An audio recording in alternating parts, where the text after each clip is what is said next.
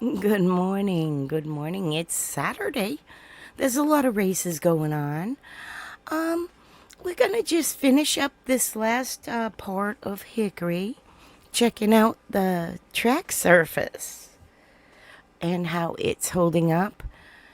The way I figure it, the last time it was ever resurfaced was 91, then 92 resurfaced, which was a bad idea. But it was peeling up and all that good stuff. But it's been since 1992. So let's see. We'll go 93, 92, 02, 012, 22. That's 30 years. 33 years. Good old Hickory's faces. Like a fine wine. I know there's been controversy about whether to pave, not to pave. Looks to me like it's still a really fun track for your drivers. And so anyway, let's watch 98. We're going to jump to some modifieds around 2011. And then we'll hit a few races. Good morning. How are you, Brett? Yeah, we'll hit a few races up until nowadays. I think I got Doug Barnes and Lyndon Huffman's videos up. We'll play a little bit of them like we did. And we will see how the track surface at Hickory is. So let's get this going. Who wants to run an ad? Oh, great.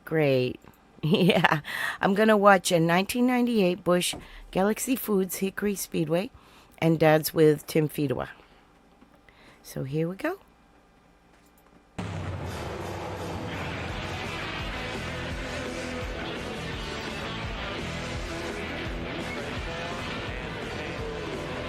I think this is a pretty good quality tape compared to what we have seen on Hickory this week. Race fans have flocked to the birthplace of NASCAR stars. The Hickory Speedway this afternoon on Easter weekend hosts the 8th race of the 1998 NASCAR Busch Series schedule. Let's take a look at the big storylines of this weekend. And heck, the storyline of the season has been who's next? We've had 7 races already competed, 7 pole sitters, 7 different race winners, and already this weekend, an 8th different Bud pole sitter in Robert Presley. What do you think, Buddy Baker? Can we see another new winner here in 98? Definitely.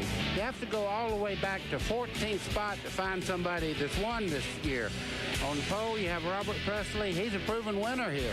There's so many people in that top 13 right now that can make their first win this year. So, you know, anybody can win here at Hickory. The racetrack does not favor anyone. Everybody has a lot of experience on this type of racetrack. And then you've got storyline number 2, and that is the walking wounded. After the last few weekends of racing, we've got more folks here, Larry McReynolds, who seem to be bothered by broken bones or even can't race at all, have substitutes in their place. Well, you've got Hermie Sadler that's racing injured. Speaking from experience, his team main goal, besides a good performance, keep him comfortable in the car, find the end of this race without taking another hit. Then you got Jeff Purvis and Jimmy Foster's team, substitute drivers. As late as the middle of the week, these subs didn't even know they'd be racing this weekend. But you know what? If I was coming to Hickory to hunt a substitute driver, I couldn't think of 2 better ones than Andy Houston and Dennis Setzer.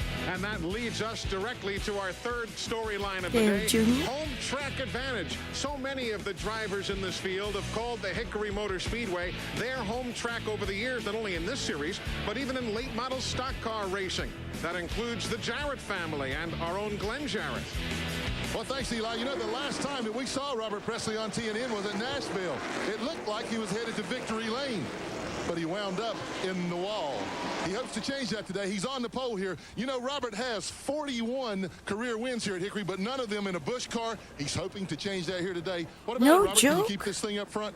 I believe so. You know, we unloaded this Kingsford Charcoal 360 Chevrolet yesterday, and it's pretty fast right off the bat, and love this Hickory Speedway, and, you know, hope this will make it for a good Easter for He's us. back with the Well, I hope so, too. 59. It's like a homecoming for him. You know, he missed the race last week at Texas on the pole today. On the outside pole, Ricky in a Pearson's brand new car. Ford Taurus, first time it's ever been raced, Ed Berrier. He has a career best finish here at Hickory of 5th. He's looking to improve that today as well. Now let's go further down pit road to my comrade on pit road, Here's Steve Burns. Hey, Glenn, let's talk about that home track advantage. This is Jimmy Foster's car, but inside, The Andy car right Houston behind him, gets the Dad's nod. with. He grew up 10 miles from here, watching his father race, his uncles race, his brother races here. Now, Andy, you start 7th today. You told me yesterday you could be dangerous here. Why is that? Well, really, you know, it's a no-lose situation. I don't have any pressure on me. You know, it's a one-race deal. I'm just filling in for Jimmy, and I'm going to try to do the best job I can for Jimmy Foster and Dr. Pepper and this whole race team. It's a pretty good car, so we're going to try to be around there at the end. Other guys to keep an eye on as far as home track advantage. Dennis Setzer, he won a race here in 1994. And how about Jason Jarrett? His grandfather Ned raced here in 1952. His dad Dale has won here. And yes, even Joe his Uncle Bessie. Glenn has won a race. Eli? So a Jeff lot Green of stories here today. We'll follow Mark them Green, all one of over the them. course of the 300 laps. 108.9 miles of racing. Okay, The starting there's the lineup from spotters. Hickory. Next. CNN Motorsports live coverage of the Galaxy Foods 300 is being brought to you by Texaco. Texaco, a world of energy. And by the more than 1,900 AutoZone stores across America. AutoZone, the best parts in auto parts. Welcome back to Hickory Motor Speedway. The Grand Marshal, the Iron Man, Jack Ingram, will be giving the command of fire engines shortly. Why don't Jack we Ingram, check out how the starting nice. grid for you with 31 teams. He was going a to the wild post today. man. I've Robert seen Presley, some his stuff fifth he career did. Busch pole. Ed Barrier in a new car. The late didn't model take stock no car crap. standout, Kevin Grubb, Phil Parsons, the veteran, rows 1 and 2. Row 3, there's the guy they call Hurricane locally, Buddy Mike Dillon. If they said he come in here in 1994 and started winning races, won 5 and went on about his business. They call him the Hurricane. Come in, left, and it made a big impression. Dick Trickle, Joe Bessie. Mark Green, he's led more Unbelie- miles this year, Larry Mack, than anybody I else in the believe Busch this Series. might have been Hickory's last race. If it wasn't this They one, see some good young drivers I in gotta the check mix that of stat. fellows who've run here before, like Dennis Setzer. who Last won the race in series Busch, back I in think. 1994. Hermie Sadler, 148 consecutive starts for him. Jason the Jet Jarrett in his Chevrolet. When Dale Jarrett drives the car, it's a Ford. When Jason's in it, it's a Chevrolet. Elliott Sadler, he's going to have to go to a backup car, but he used his up pretty badly here yesterday. Yes, he did. And they, I haven't used the Browse by Track feature. But wow, I like it. In my database I use One of those stranger stories. Randy LaJoy is this shotgun on one. the field, and Larry Mack, the man, thought even when he's won the championship now 2 UltimateRacingHistory.com. years in a row, hasn't even led a single lap. all year this year. Look at that. Got the red on black on the Dillon car. My son runs that paint a lot in his iRacing because of the connection. He got to work with Mike as a teenager when Dad was there in 1996 through the winter. Let's see. Hickory. Tough little racetrack here. There is some limited banking. Turns 1 and 2, bank 12 degrees. Turns 3 and 4, 14 degrees. And the straightaways are basically flat. Field now warming down on the pit lane, though it's plenty warm outside. Yesterday a chilly day, but here it's got to be in the mid-70s. And you know what's interesting? This race is starting at 4 o'clock Eastern Standard Time. 1953, May 16th, Tim Flock The sun won. go down, so the track could change. Some quick pit updates for Look you. at these First, names Jarrett. in the history Thanks, Eli. of We're looking at Hickory. the Sawyer car. This is the 5th anniversary 1953, for that team as a Tim race team Flock. together. They started here at Hickory 5 years ago, so Dick they're Frazier, celebrating Fonte their 5th Flock, anniversary. Herb Hope they Thomas, can continue Junior that Johnson, celebration Tim in Flock. Victory Lane. Here's Steve. Well, you guys talked about Elliott Sadler a moment ago. Hermie Bob Sadler, the Wellborn, 29. They Speedy are starting Thompson, 17th, Gwen but boy, Staley, they are Speedy making Thompson, major Curtis changes. Turner, This morning they changed 4 shocks. Jack 4 springs, Smith, upper control Bob arms, Wellborn, sway bar, track Lee bar, Petty, as a car, Curtis and Turner, everything. Lee Petty, Junior Everything with the Johnson. paint job. You see the dates? This is 1953. They found out he had a dislocated fibula, and They started, they paved in He's 66. going to be racing here. He says he feels okay so far. But let's talk Let me see if they have lap times. The afternoon continues. As far as the in-car cameras are concerned, we'll be riding with veteran Phil Parsons, who's won here in late model stock races. He's never won the Nascar Busch Series They race here don't, at but they Hickory. do have Matt Hutter making his very first start at Hickory. who What's won he gonna be each facing one. today, buddy? I think Matt Hutter needs to just log lap laps right now and get a lot of So experience. He does not have the 71 experience on racetracks with that some of the competitors okay, do. here we go. The FINA team will also be carrying the Channel Lock 95 on-board camera today October from shotgun is on the field. the So Smart he should be Tour giving us some race. thrilling pictures from the very, very back. The defending champion of this Galaxy Foods 300, the legendary Dick Trickle of Wisconsin Rapids, Wisconsin. Yeah. And of course, Andy Houston from just up the road a piece in Hickory's downtown area. He too will be carrying the onboard cameras for us as he subs for the injured Jimmy Foster. Jimmy is Went here, too fast. has his foot in a cast in 93. the aftermath of the accident last week, but just wasn't able to 95. go. As far as the breakdown of the cars in the field, Now buddy, this there's an is interesting look. 1998 Galaxy Foods 300. They only got one race date in 98. 99. I believe I went to that one. Wait a minute. What kind? Okay, you said. I was right. 1998 April is the very last Busch Grand National race at this track. Everything else is Pro Cup.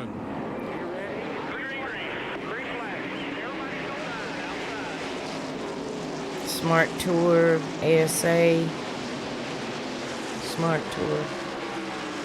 Yeah, this is the last Busch Grand National race at the track. I believe I'm in the bleachers for this one. My husband at the time was a fireman. And he and I both went to this last historic race.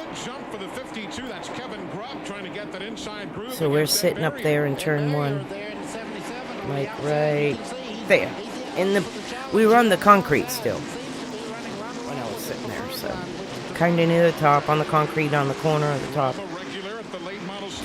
turn one.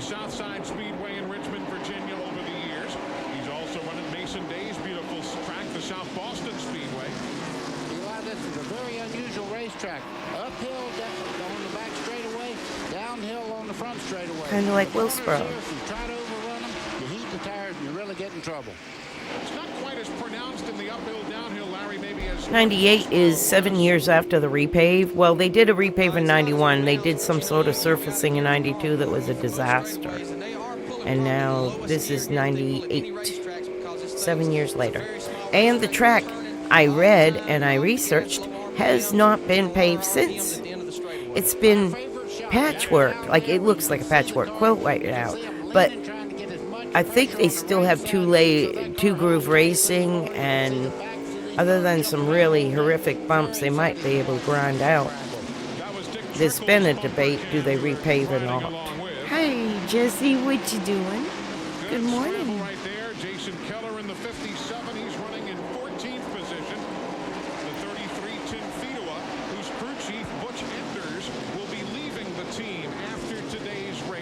Okay, so Dad will be there next race. Dad is not with the 33 yet. He will be there the next race. So that helps me just, like, okay, so not Hickory, but whatever was after Hickory. And this is like March? I think it's an early race. March. Or April. I just had it up. Yeah, it's April. Early April. Easter time is Hickory. Entirely overnight seems to really hit a good combination. Hermie Sadler on the move. 20th place is the number 3 car on the inside lane. That's Dale Earnhardt Jr. Just does get in front of the 80 of Mark Krogh. Talked to Tony Uri and them this morning. They haven't been happy with that race car. Made a lot of changes this morning as well. A little bit optimistic, but question a lot of things. Okay, so Dad is not with Fedewa because Butch Enders is leaving after this race. I know Dad comes in there. Oh, come on, man. Hang in there.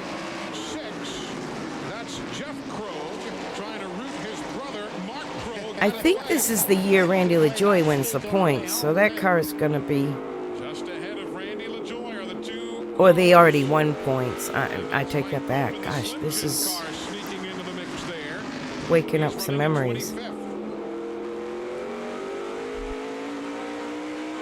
look at these cars right here, and this is kind of near the back of the pack, and you know the problem they've got, maybe their cars aren't handling as well as it should, but the leaders are getting real close to them already early in the race.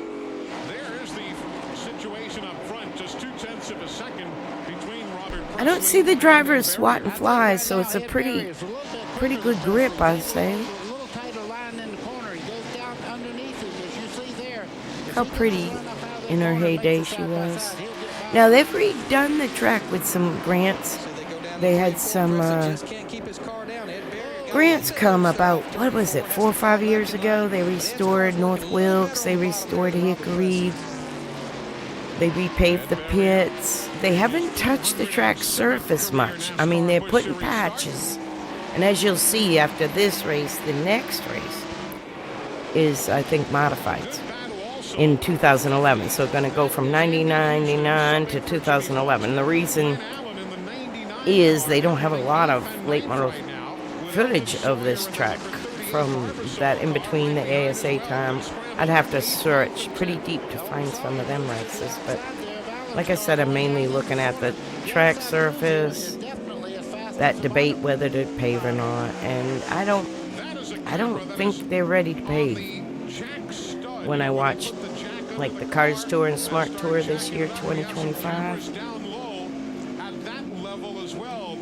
and it's crazy because it's like 22 years later. In North Carolina does get freezes, so it kind of messes with the frost in the ground. You won't get frost heaves like the 4-foot deep frost heaves in New England, but you'll get frost. I think the building code is like 15 inches to have your foundation in North Carolina.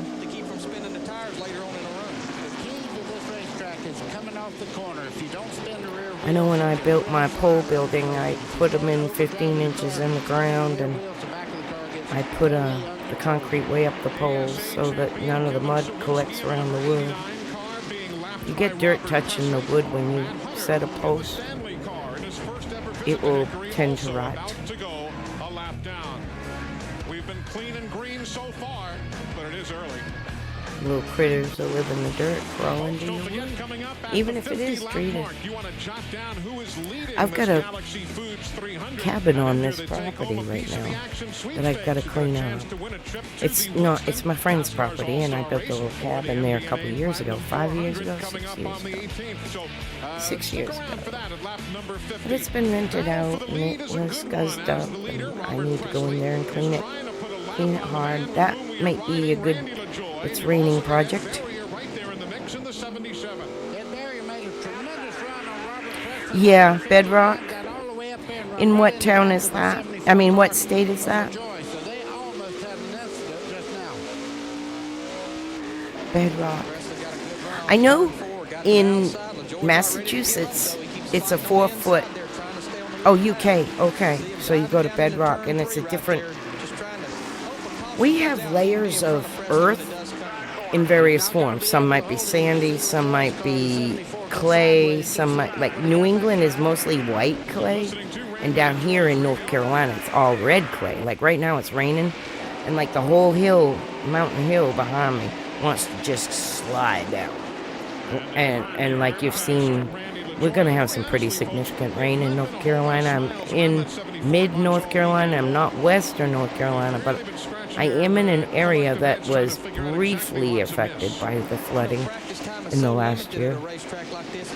Like I couldn't believe where the water was running, like up in the mountain. Because I know this land pretty good. I've lived in this area since 2013. I only moved to Florida for 5 years to be around family during the COVID stuff, and then I came back home. But this is a very wet area, and today it is raining. We're supposed to have rain for the next week because of all these tropical storms. So I'm going to be out later digging ditches to run the water way down the mountain. Like we're on the side of Fox Mountain. You look up Fox Mountain, that's where we're at. We're on the east side of Fox Mountain. Southeast side, I guess.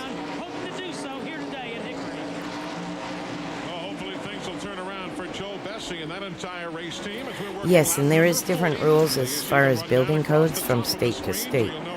Like, I don't know what the Florida building codes were because I didn't build there, but in North Carolina, it's a 15-inch foundation to get below the frost line. For Massachusetts, it's a 4-foot foundation to be below the frost line. That's the minimum. They do full-story basements in New England, but that's because there's a lot of frost heaves, a lot of springs. There's like a lot of springs in the east coast of the United States. All the way down the coast is mountains, and there's all springs like in the ground. It's pretty easy to find water. But I think the building codes are mainly for how much frost will get in your ground and shift your foundation.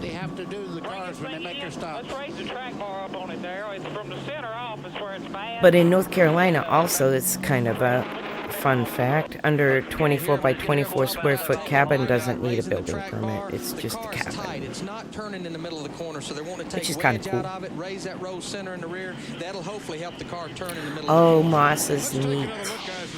We saw the 56 That's flipping pretty. around too. Jeff Krogh, let's see if he was involved in this altercation. There he is.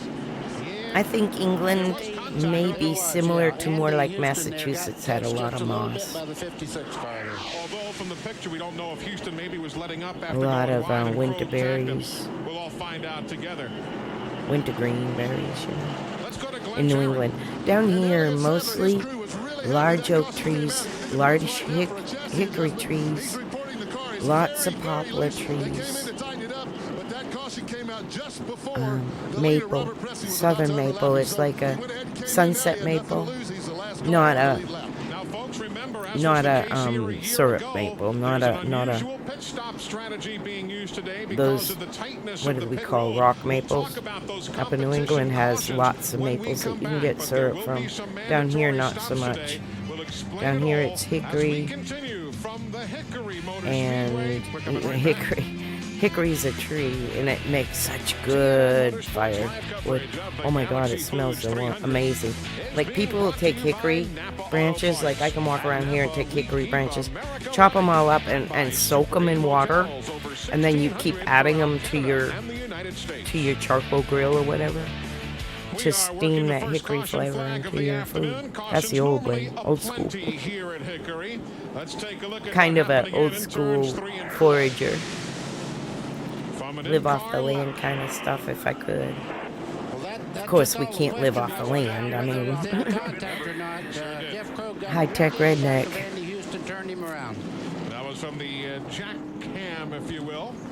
Glenn, a lot of work. But it's a good feeling to be self-sufficient if you know, like we have Jerusalem artichokes, like potatoes, things like that you can eat in the woods, chicken mushrooms, lots of herbs, there's tons. Oh, pigweed, it's amaranth, it's the old-fashioned green, that's all over too. So I've picked those seeds and ground them up, put them in soups before. It's okay to forage as long as you don't poison yourself. Gotta kind of know what you're doing. The tightness of pit road is such here at Hickory that the teams are going to stop at lap 100 and at lap 200 to make mandatory stops during which they will not lose any position.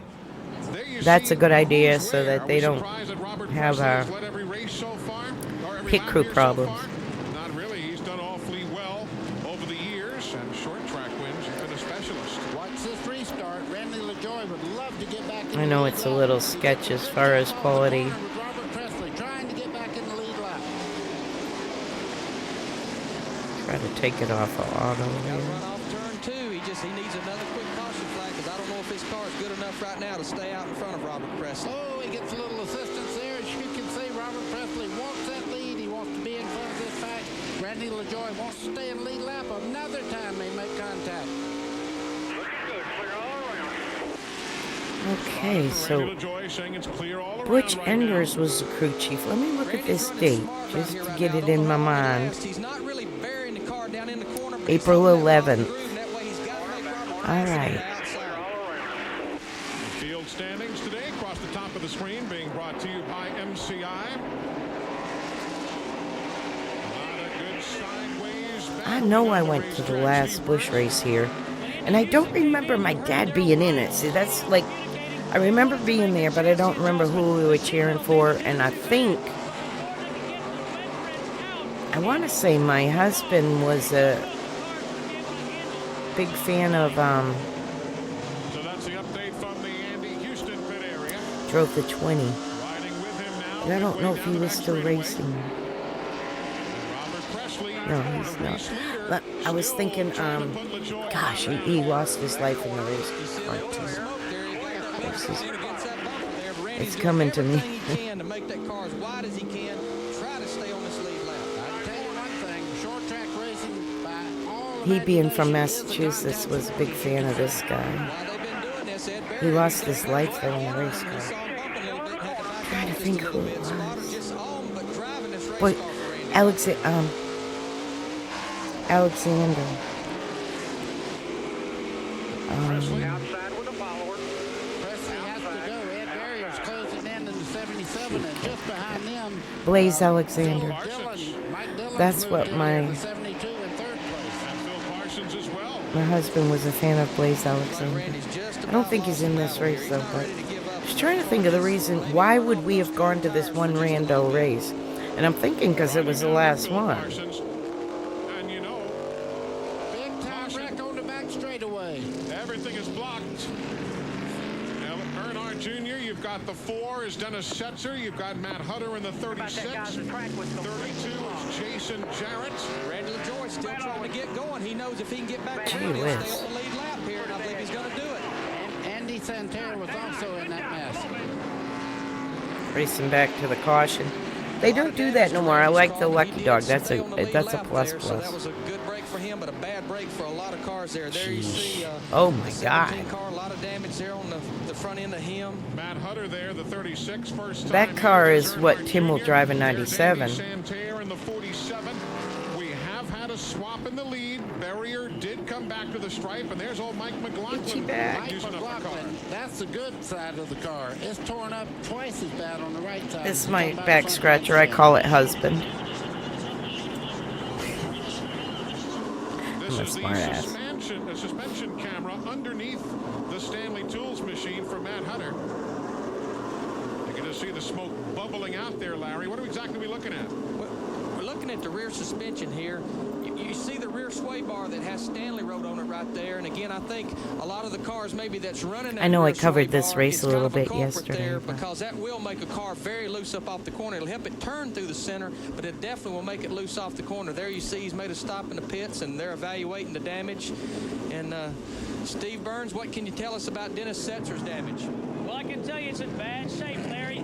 The left front end is pushed in severely. They're pushing him into his pit stall. Remember, Dennis Setzer won here in 1994. He's filling in for the injured Jeff Purvis today. They're not moving. Crew Chief Johnny Allen looking at the team. They're not moving real fast right now, which is a bad sign. Heavy damage to Dennis Setzer. Let's go to Glenn Jarrett. And we've moved down here into Mike McLaughlin's pits. We're looking at the car. There's a lot of damage. They're working on the right front of the car in particular right now, and the left front. He's got oil. There's an oil line loose. There's a lot of oil off the car. Elliott Sadler comes in. There's oil everywhere on the left front tire. I don't think they're going to be able to get this car back out there, guys. There's a big mess down here. Dale Earnhardt comes in. He's got big damage to the left front. He's reporting that the car is overheating. He's afraid that he may have ruptured the radiator and it lost the water. He's knocked the toe end out on the car, so they got a lot of work to do as well. Elliott Sadler being pushed backwards and nearly collides with Tracy Leslie. He's coming by. Elliott's car is stalled. They're going to have to push it off. So, wow, wholesale damage and action down here. You know, the big problem here when you have damage and you're on pit road, you have to maintain 30 miles an hour, and you don't have time to work on your race car. The time you working on it, the pace car's there, and you got to get out on the racetrack again to keep them going a lap down. Let's take a look at what happened now from a number of different angles. This is the backstretch. This is off of turn 2, coming down the backstretch. Now, There you see I know the it's a 36 weird way to car look already at it, but if you sideways. do lose the lap, Just evading damage most all the way of down these the infield. You see the races, 3 car, only 10 Dale finished Earnhardt on the Jr. lead lap, so you sideways. There see the basically, 4 car, Dennis you're a Setzer. lap down racing for 11th, unless you're really fast enough to get your lap back, which Dad has done several times. He's won from 2 laps down. Being collected surrounded by other cars there. You can see the 4 there, Dennis Setzer up against the wall, Andy Santerre in the 47. And there you see that Lance Snacks machine that is going to be going back behind the wall for repairs, if at all possible. Ed Berrier is the race leader. We're back to Hickory in a moment. Race fans, you make the call. New LCI residential long-distance customers receive 30 minutes of free domestic calling. But they're reporting some trouble in the gearbox. Kenseth does not know if the car is stuck in 3rd or 4th gear. They might have to bring him in, and that would be a tough blow to lose that much track position. Matt Kenseth, our winner at Rockingham earlier this year. While we are under caution, how about a history lesson about the Hickory Motor Speedway? Brought to you by Glenn Jarrett and by AutoZone. The best parts in auto parts. At .363 miles, Hickory Speedway may be the shortest racetrack the NASCAR Busch Series visits each year, but it is by far the longest on history and tradition. This speedway was first opened in 1951 as a dirt track. It ran that way continuously until 1967 when it was paved. 51. It was paved in 66, I thought all the records said, but he said 67. The track was resurfaced the first time in the early 1990s. Now, new track 1991 and 92, they put another coat that came off. Of the 1998 season. A lot of other changes are in store for Hickory Speedway as well. All new grandstands, new bleachers, an additional 5,000 seats will be added, as well as more and newer VIP booths. The list of drivers and other people that got their start at Hickory Speedway is mighty impressive as well. Take a look at this list. Names like Junior Johnson, Ned Jarrett, Morgan Shepherd, Bobby Isaac, Dale Earnhardt, Dale Jarrett, Dale Earnhardt Jr., Jason Jarrett. The list goes on and on and on. Not only drivers, but crew chiefs and NASCAR technical inspectors as well. I tell you, it is mighty impressive. It's no wonder that the history and tradition here at Hickory Speedway is so rich. And I'm so lucky to live near here. The young guys here. coming out of this place right now, it will continue on in past the year 2000. Can't wait to go maybe even in 2051. to a few races in the next months. It really would be awfully neat to see that happen. There you see how the point leaders are doing. Dale Earnhardt Jr. 25th, Elliott Sadler 27th, Mike McLaughlin in 29th. And Glenn, before we go back to you, you were talking about history. I want to take a second here on behalf of the entire TNN Motorsports family and certainly the NASCAR family as well to extend our condolences to the family of Mary Fendrick Holman, who passed away yesterday. Indeed. She was the widow of the Indianapolis Motor Speedway owner Tony Holman, the grandmother of Tony George, who now heads the track and, of course, the Indy Racing League. And She always did the gentlemen start your engines. IRL, what have you. Everybody respects the founding fathers and families of racing, and Mary Fendrick Holman passing away yesterday is a major loss to all of us in motorsports. We offer our condolences. One lap to go. Back to green. Glenn Jarrett. Well, guys, the points battle is going to take a big shakeup here. We've already told you about the problems that Dale Earnhardt Jr., the points leader, had. His car's got major tow-out problems. Meanwhile, Elliott Sadler has a missing problem. He's got an engine problem. He's got a bad miss in the engine. They can't find it. Mike McLaughlin in third. He's been crashed big time. We're going to see a big shakeup in the points when we finally get away from this place here today. No doubt about that. And how about a shakeup in overall stats? Ed Berrier is leading today's race. Took over the lead from Robert Presley at lap 60. Ed Berrier last led on August 31st of 1990 at the Orange County Speedway in Rougemont, North Carolina. August 31, 1990, last time Ed Berrier led a race. They've put the lights back on atop the safety car, so we're going to stay under caution. Still some cleanup after all that oil that was put down by Mike McLaughlin's car. Let's go to Steve Burns. And we just walked into the crew chief position here. Dean Johnson, who's with Mike Dillon. Boy, you guys are having a great run. Did you make any adjustments today? No, we left the car like it was when we actually tested here the other day. It was real cloudy yesterday, and we wanted to leave it for the sunshine deal. What is Mike saying about the way the car's handling? Yeah, he says we're pretty good right now. We're just trying to be patient. See how they're all standing on the ramps where the cars get put in the holler? They weren't able to have the roof ones, you know, the roof stanchions, because of the TV. They can't see the backstretch. the and the cameras. Slim Jim team. We also mentioned earlier. Some this tracks is we the go final to, we race weren't for allowed to Butch put up our Enders roof as the crew chief for Tim Fedewa thingy. and the Kleenex team. He'll be moving on to other opportunities after this day is done. Eli, I want to point out there is a tremendous amount of oil dry on the inside of this racetrack.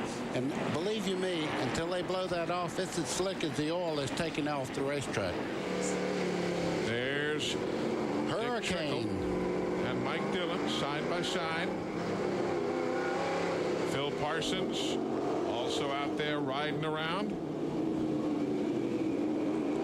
Getting set to go back to green. All those cars on the inside are a lap down as they take off. Barry really brought him down to a slow restart there, and he makes the lead back going into turn one right there. You see all the dust from that oil dry. That just shows you how much they actually put down on this racetrack, that last caution. Phil Parsons watching from fourth.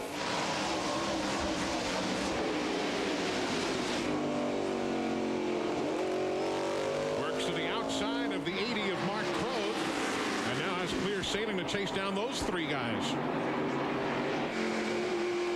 That's Dick Trickle's view from the bumper cam. He has the 7th place runner directly ahead of him, Glenn Allen Jr., the Luxair car. And you can see that speedy drive that is now adhering to that bumper camera. You can see them when they get back in the throttle. Very, very easy getting off the corner right now. Trying to hold the back of the car under them. Yeah, the big scramble. Dick Trickle is pretty amazing. 13th spot plus a number of lapped cars. The 66 and the 3 in particular getting caught up in that accident of earlier.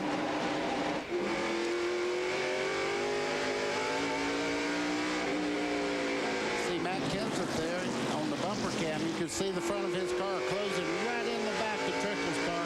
You can see there's about a 3-inch travel as they go in the corner there. You can see the right front dip down about 3 inches as they head in the corner. They really run these cars as soft as they can here at Hickory, in the front and the rear. And you know, the softer you can run it as far as springs, you know, the more it's going to grip the racetrack. Glenn, we hear that Robert Presley's smoking. What can you tell us? What I'm seeing right now is when he comes into turns 1 and 2 from my vantage point here, a lot of smoke blowing up and coming off the right rear of the car, and it may be from some of that sheet metal damage he suffered when Randy LaJoie got into him, but he's definitely got a problem of some kind. We're going to keep an eye on it. He's way up the other end of pit road, so maybe Steve can check with him and find out exactly what that is. And they're also showing the black flag to the Tracy Leslie car, number 63. He's got water coming out of the right side. It looks as though it's coming through the headers as everybody tries to pick their way around him as they slow. Andy Houston goes wide. Water coming out of the headers is usually a blown head gasket. Because oil and water, I mean, a gas and water don't mix unless there's a broken head gasket. The top of the engine, the bottom of the engine are compromised. Tracy Leslie's on pit road. You heard the spotter tell him right there was 10 laps. He was saying to the halfway, but actually it's to the first competition yellow, which is what these cars are looking for, lap 100, to be able to A blown head gasket will also show up as no compression in one of your cylinders because of the gap of Down into turn 3, he gets the car back under control. Now he realizes everything's rubbing. He has to get into the pits. But you know what happened there? There was 3 wide, and that won't work on the back stretch at Hickory, will it, off turn 2? There's second and third spot now. Mike Dillon and Robert Presley. All of this behind Ed Barrier by 0.8 of a second. Oh, he gets Dillon sideways. And Presley. And Dillon saves it. Holy crap. Oh, Presley spun to not get into him. Spins up to the outside wall of the 44. Caution. Lap number 94. Stop. God, what? Smoking, you can see the radiators broken. What is wrong with a friggin' brake pedal? It's all that race back to the yellow thing. Did himself a great job in saving that automobile. That's why I'm so glad they got rid of the Lucky Dog. Glenn, what'd you see? You're down there near turn 1. Oh, Eli, when you guys yelled, I looked up and both of them came into turn 1. Both Dillon and Presley were sideways. Presley went on around. Mike Dillon made one of the greatest saves I have ever seen in my racing life. That car was completely sideways heading toward the Winston Racing Series sign on the wall, and somehow he kept it out of it. I'll tell you what, he's got my vote for the best move of maybe the year so far. What a great save. But terrible luck for Phil Parsons. You can see from the in-car camera and from this camera angle, he has tremendous Wow, damage they to that smacked car. up a few on that one. Place at the right time. Doesn't matter what camera you use to look at old Phil there. He's got himself major problems. Here it is again. Let's take a look at what happened as they went off towards turn 1. Again, 72, Mike Dillon, 59, Robert Presley. Front straightaway, 72 there. Mike Dillon gets touched by the 59, Robert Presley. That spins. It was clear, not clear. It was just not clear enough. Robert Presley goes around. Presley hit the brakes and got hosed right there. Presley tried to stay off of Dillon and hosed himself. Oh, Phil Parsons, he was running in 4th. There's the 6 of Joe Bessie. He was involved. Dillon comes down. Presley gets into the left rear. That's never going to change. You can show 500 times. That's contact getting in the corner. Look at that. Bessie goes through. Oh, Bessie goes and right in the back. can't find an opening. Watch Jason Jarrett there down low, the white car. Just takes to the apron of the racetrack, and he scoots through. Tony Stewart's up there by the wall. The 44. Tony did the right thing there. Hit the brakes. But now this is the part I didn't get, where they just kept on hammering. There's some Phil's bumper cam. That's Phil Parsons. Phil getting it in the front and the rear. A lot of damage to that automobile.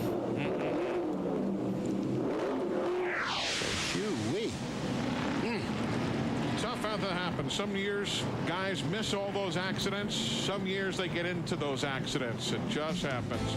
Gotta run to the ladies' room. I'll be right back. I'll be in the chat.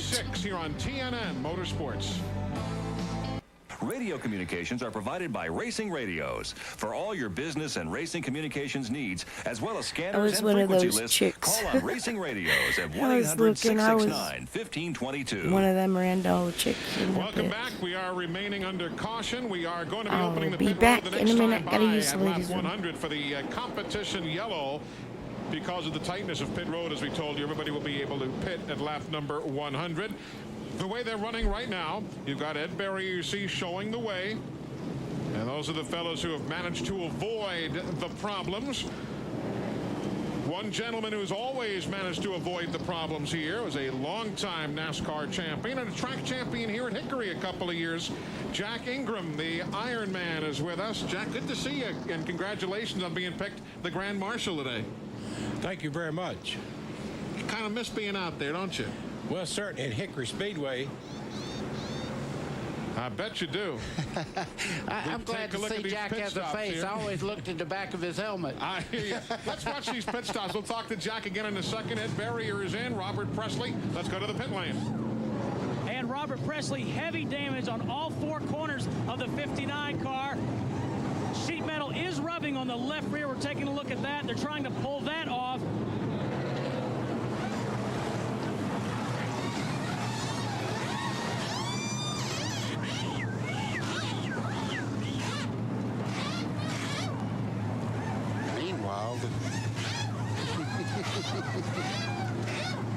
All the crews going to work. Now remember, folks, you're not going to lose a position here. You come in, you take your service, you get back on the racetrack. We lost Steve Burns' mic there, if you're curious where he disappeared to. He dropped off into the hinterlands there for a moment. But look at all his work, Larry Mack. Yeah, and again, I want to explain this competition caution here at lap 100. It's going to be for 5 laps. You don't lose a position. You can sit in the pits. You can change your tires. You can make your adjustments.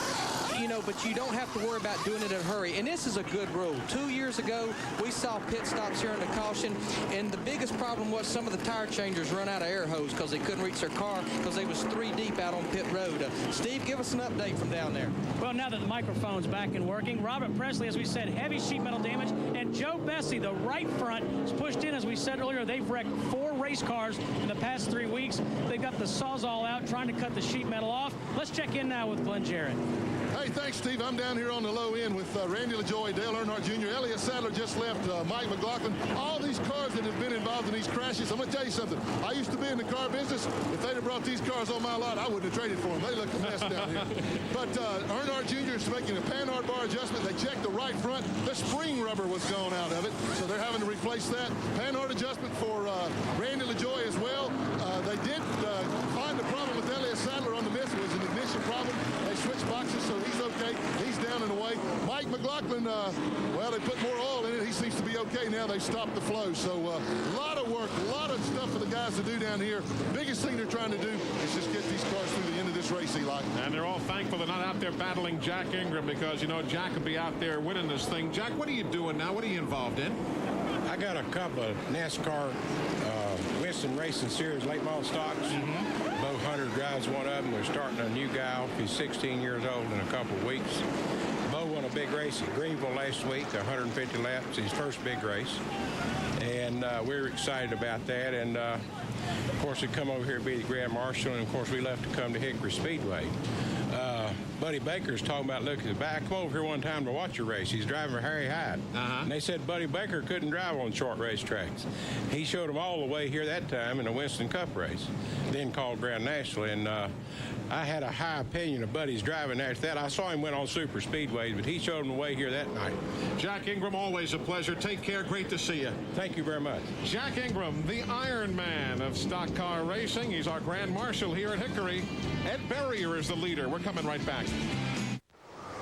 Back in 1990, the NASCAR Busch Series headed north to christen a new track. Since then, the New Hampshire International Speedway has seen some great finishes, like last year's last lap battle to the line between Steve Park and winner Mike McLaughlin. CNN takes you back to the Loudon track Saturday, May 9th. The Come Out 200 at 1:30 Eastern. Hope you can make your plans to join us at New Hampshire. The lights have come back on atop the safety car again. Not quite set to go back to green, but we do have time to check in with Steve Burns. And with Steve Plattenberger, Robert Presley's crew chief, we saw lots of damage. How bad are you? I can't understand what you're saying. Saw lots of damage. How bad are you? Not bad. It's most of the sheet metal knocked the left front end and knocked the crush panels out, but we taped it all up and said it'll be fine. We'll try to get the next 100, see what we got then. Of course, Robert Presley finishing a career best third in Texas this past Sunday in the NASCAR Winston Cup race as the Jasper team did themselves awfully proud. Eli, we've seen all these cars with a lot of sheet metal damage, and you know, as long as you can get it cut away from the tires, aerodynamics on the sheet metal, it's not a big issue here. The biggest thing you see with these cars that's got the front end caved in is making sure that their radiator's still good and clear, because as warm as it is here, as much traffic as you have at Hickory, sometimes overheating becomes an issue when the front end's caved in. That's Larry McReynolds, crew chief for Dale Earnhardt on the NASCAR Winston Cup Series. Of course, you can keep up with Dale and Larry and everybody else in the world of NASCAR at that computer address, www.nascar.com. It is NASCAR Online, your 24-hour NASCAR Garage Pass. And I'm telling you, folks, even everybody in the business, when you're at the hotel or what have you, you log on to see what's the latest doings in the world of NASCAR. So check it out as well, NASCAR Online. Speaking of logging it on, these guys are fixing to get it on again as they come down to get the green flag. You can see them going into turn 3, entering turn 4 any moment now. The master of the Segway. You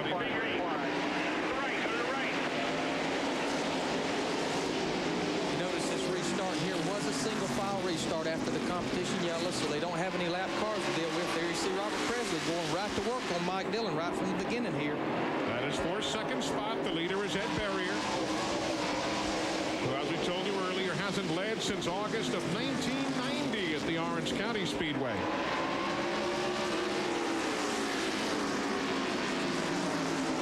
Robert Presley having to deal with and Mike Dillon now, Glenn. Well, basically, Eli, the same thing he was dealing with before the caution, except they all got fresh tires on. Dillon's crew told me they did not change a thing except the 4 tires, gave him a pat on the back, congratulated him on that great save, and sent him back out. No changes at all. You know, one comment I got to make, this is a 300-lap race. Look at what we've dealt with in the first 100 laps. Will there be any cars left? Here's Steve.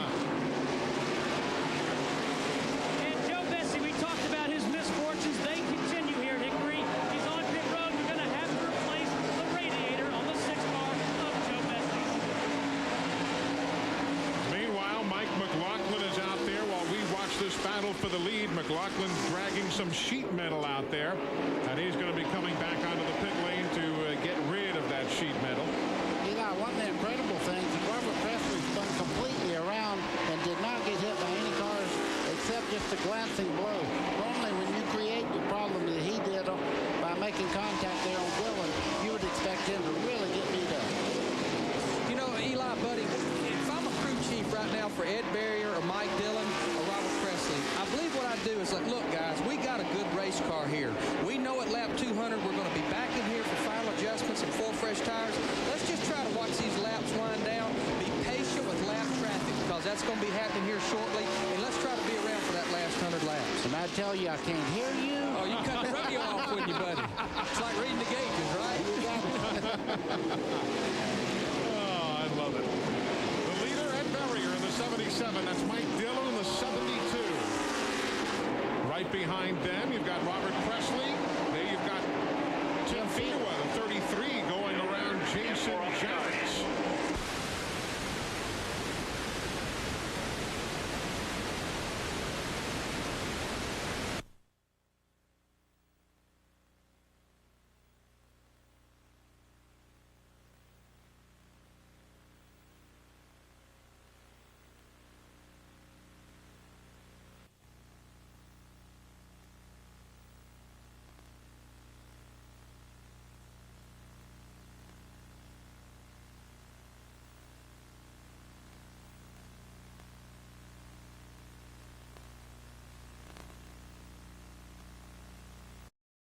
We've got a picture coming your way from Hickory as Larry McReynolds is still upstairs in the booth, but Buddy and I, along with our producer and director, if you hear a voice or two in the background, we've got Gary Clem directing the camera up on the roof through a two-way radio.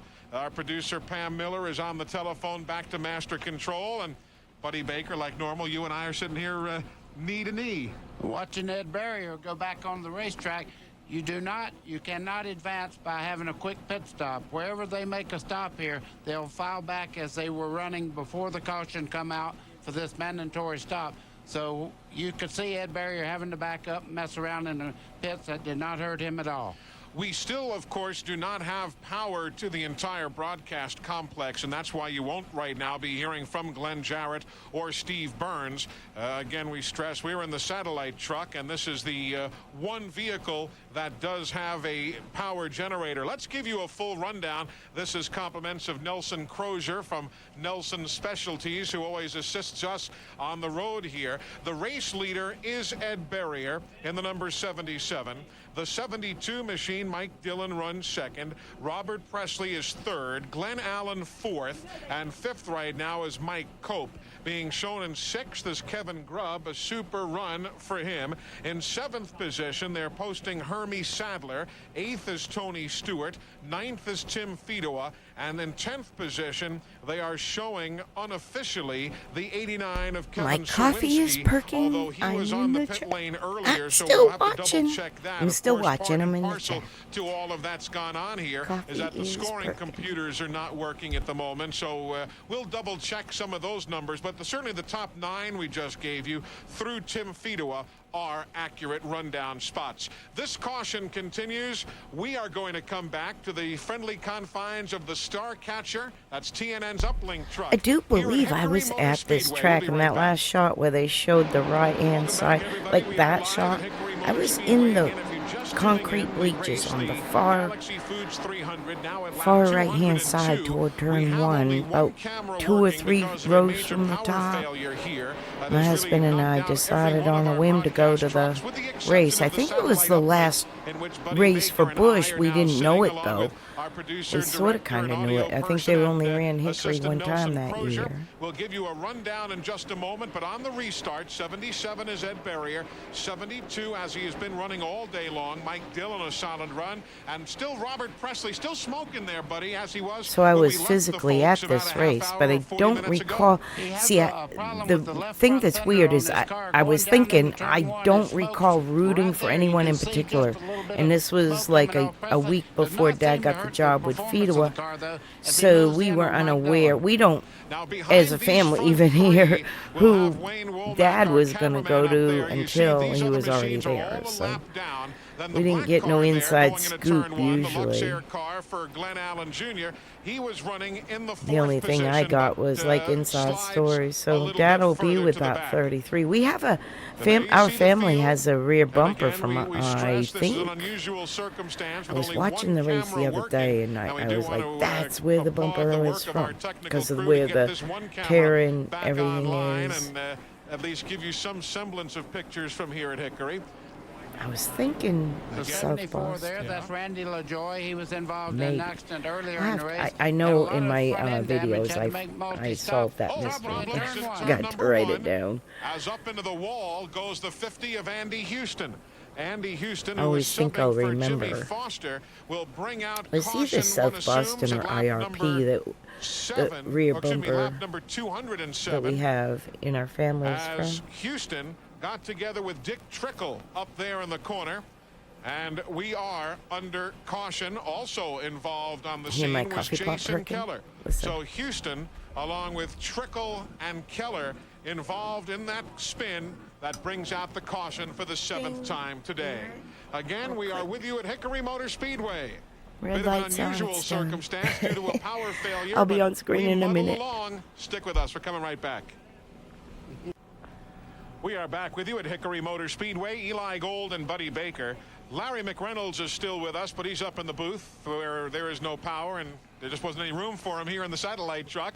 Glenn Jarrett and Steve Burns are on pit road, but again, without the power, we can't communicate with them, so you're just stuck with me and Buddy for the next 87 laps. Stuck we are. You can see right now they're coming down for the green. All the cars on the inside lane there are at least one lap down. Again, we are bringing you the coverage here at lap 214 of 300. Dale Earnhardt Jr. Okay, in the we're back 3, to green. trying to get back one of the laps I got he my was down. coffee. Ed Berrier, the I'll come on the 77, has screen. never won a NASCAR Busch Series race. Earnhardt fighting hard there in the 3 cars. They head off turn 2 and down the back straightaway. He is right now There we making go. that lap I'm back. up. You see Got him my moving a coffee. little bit wide there. Ed Berrier fighting back as they head down. It's a off rainy turn day in the 4. You might have Carolinas. just seen Jeff Krogh making the But move not down on the pit road. TV. A stop and go penalty for him for jumping the restart.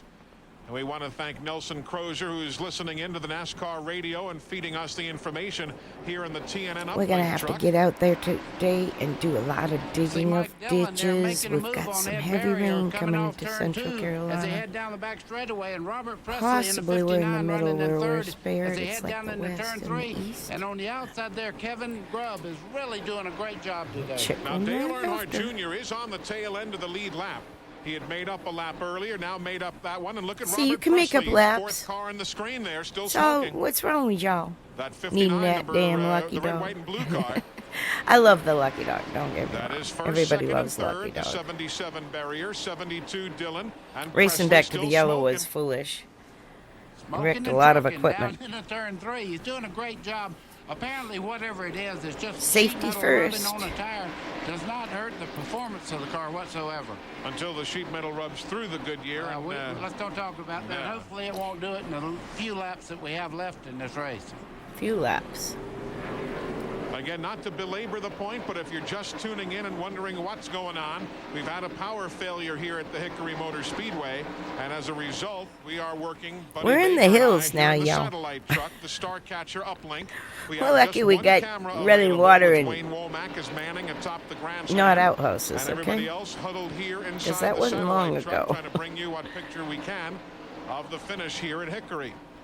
Again, Berrier 77, Dillon 72, Presley with 13 cars still on the lead lap. The last one being Dale Facts Earnhardt being, none of Jr., us the cared 3-car in 13. about that stuff. Right now, he really. would love to see a caution Like, come out and put him at the tail end of the lead lap. It's here. hard to He would explain, get to like make up a being lot in of the track Carolinas. position. Like You see it's right so now his car clean, is the just air as is fast so as the lead fresh. group, but he was involved in an early wreck. There's a caution. And caution is on the speedway. You see the scoreboard there, so we're at lap 224. We're learning this as you are. You see how Lap green it is 224 there. for I mean, caution. It'll be for when the I 8th stepped out of time my here car, today. my son said the same First thing. caution came out when Immediately Andy it Houston hit spun you lap how number fresh and 43. clean the air And was. this caution is Coming from for Florida and living in exhaust fumes, and debris on the even racetrack, though we were being kind of told, off the beaten and a path a little spin bit up in the corner at lap in the Tomoka area, it was a little 224. more So the race leader is Ed protect Berrier like in the state 77. lands or whatever. I don't know, or Mike state Dillon parks is and all next in that. the 72. Had a lot more 59, trees, Robert but Presley. And a super run for that young was the Kevin first Grubb, thing the when young we late stepped model out of our stock car. car We went, driver wow, from, the air is so Southside Speedway in clean. Richmond and the South Boston Speedway in Virginia. Super performance today. That racetrack's It really smelled brought so out good. some great drivers. both Elliott and Hermie Sadler. I think my son and I, both of our demeanors just totally relaxed. I mean, Kevin Grubb has run a flawless race today. He was in a little bang up in one of the wrecks, but he didn't cause it. Running top 5 all I know day this long. is a Skippy video. So, And we did review this a little bit yesterday. It's kind of an overlap. 224. 224. Let's Beautiful day skip here to at the Hickory. end of the. And let's don't get know some- exactly. We're just talking amongst ourselves here as to what did happen with the power failure that knocked us off the air. Obviously, a problem with power being fed to the track and the broadcast compound areas. Our comrades over on radio, MRN radio, also went off the air for a lengthy stretch and have So- just gotten back up as well. So That means it's a a glad you've been able local and patient enough thing, to stay with us. not Hope track. you enjoyed NASCAR Garage uplink truck and the one series of pictures that we're getting. Oh, okay. Somebody hit one of their We're trying to get some pit messages. carts. You can speak. A great young man, and the one thing I noticed the most Let me about jump him. ahead. Scoreboard for us all, and we'll give you a rundown. And Glenn Jarrett, I am told, is now hearing us through the modern wonders of technology. Glenn, what you got from pit road? Eli, what happened was that I can update you on the injury to Todd Wilkerson. He is okay. He injured his left wrist. They have taken him up to Catawba Memorial Hospital, but fortunately, he walked in the ambulance under his own power. What happened was when Kevin Grubb, Randy LaJoie spun down the straightaway, and he righted it right in front of Kevin Grubb. Kevin ran into him, jammed the left front tire up against the firewall. When he hit the brakes, it pumped all the brake fluid out of it, ruptured all the lines, and the car turned perfectly down at the end of pit road and right in to Mark Green's pit. And Todd Wilkerson is the team manager. He was sitting up on the war wagon, and he saw the car coming at him. Fortunately, nobody else was involved. As Todd leapt to safety, when he landed, he hurt his wrist. So I tell you, it was a very scary moment down here.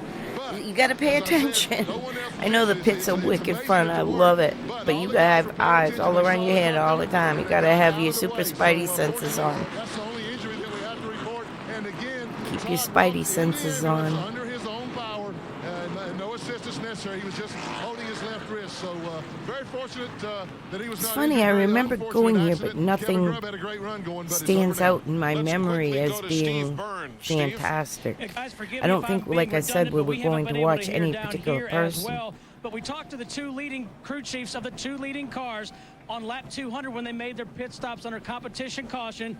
Just to update you, the 77 of Ed Barrier, they made an air pressure adjustment. No adjustments on the 72, and we're going green. Going green I after think it a was red like a flag of last-minute 10 minutes decision. and My ex said, 22 let's go to seconds. Hickory They for are the working race on or Randy something. LaJoie's car. He wasn't And a now, race remember the 77 race is Ed person, you know, Barrier, he the was more 00 fireman related, Buckshot but Jones not on the lead lap. He is trying to get a lap back. The 72 of Mike Dillon is running second, Buddy Baker. Absolutely, and you can Kinda see cool. a lot of dust coming up there. That's from oil dry that they put on I went the to Love racetrack Valley for absorb the first oil. time Buckshot, when it looked like he's dropping back just a one of little my bit. exes Ed was Barrier's on a mission today. working with a rental company, A stop and go penalty. and the lights, He is back on the pit lane. He'll be rental returning to the lights race or whatever here in just for a moments. So you rodeo. see the So that was Schneider my trucking first car trip to going Love around Valley. towards My the second exit of the trip pit to Love lane. Valley And the was in a 59 there, that's karaoke Robert contest. Presley, putting out I smoke finished in every third, corner, but it seems not to hurt the, and I performance loved of this car. the town. You I see got him to light meet up Andy with smoke Barker, right the there as he founder gets of down the in corner, town. and as he rockets off the corner Kind of there, been in love with the car's this got little good acceleration, hillside so ever whatever it since. is, the sheet metal rubbing.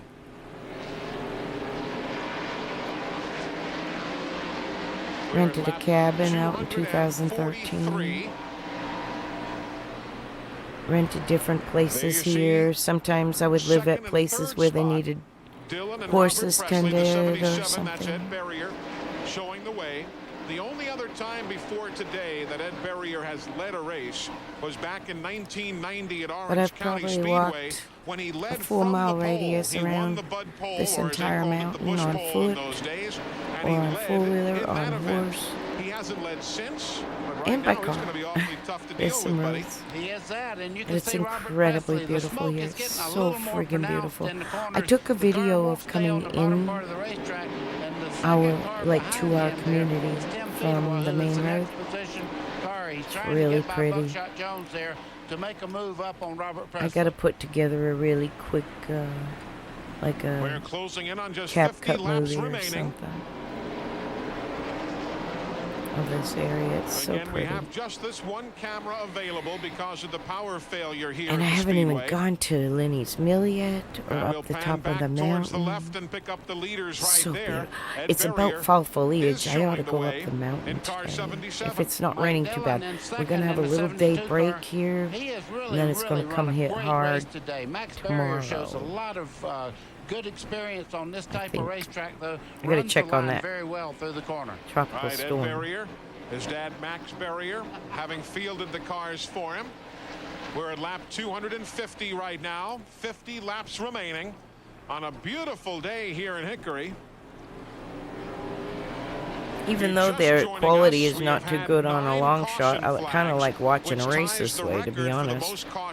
Wish they'd do more We have also had the one red flag moments full ago view to make panoramic sure that Todd like Wilkerson, this. who hurt his left wrist, a crewman, was able to go out to the area hospital and get tended to. First and second's kind of stabilized. You can see them there. It's about a 15 car length lead. Ed Berrier comes off the corner very, very straight.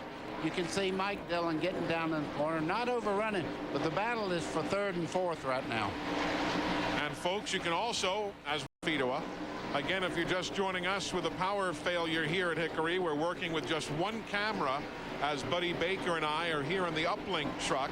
We only had a brief interlude with Glenn Jarrett and Steve Burns, who checked in quickly, but they're not with us on the telecast at this moment, nor is Larry McReynolds. He is here, but because of space constraints, just Buddy and I working here in the uplink truck. And look at Kenseth, the 17. Matt Kenseth, you know, he's going to run Winston Cup in Talladega for Jack Roush. Yeah. Jack Roush says this guy has more talent than any young driver he's watched in many years.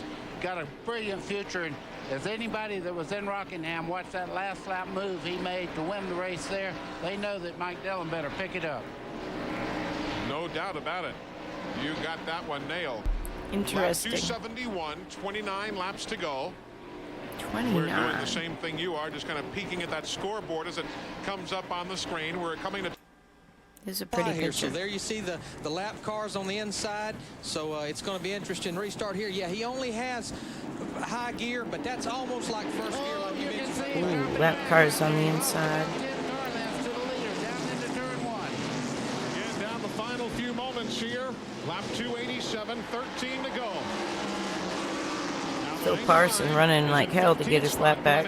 There was Kenseth losing a bunch of spots. A lot of them were from the right front of Shane Hall's number 85. Now up front, you've got Berrier, the 77, going around the lap machine of Glenn Allen Jr. Glenn Jarrett is now back online with us. What are you hearing? Well, Eli, as I reported to you guys, to tell you he only has high gear, and it's a shame because he definitely had the best racetrack. When they run to green, he was mowing them down one right after another. That restart just absolutely killed him. Even though fourth gear is still pretty low here, all those other guys have the other gears to use, and there's just not enough time for him to get back up through there now. They're really disappointed down here. Matt's got a great race car. You're exactly right, Glenn, and this is a cruel sport. One person is happy about that is Ed Berrier leading the race right now, and that's 77 as he heads off turn 2. Mike Dillon is second. Hermie Sadler up to third. Super run for Hermie. You've got Robert Presley with his bumper dragging just a bit. He's running in fourth. Yeah, it's kind of crappy in there in the mix as well. There you footage, see second but place, 72. this, like I said, the 33 is Butch Enders is the crew chief. Dad will be the crew chief the following week, which leads me to believe he might be there helping Base Motorsports with Birdie, because Birdie was his buddy, you know? All that kind of thing.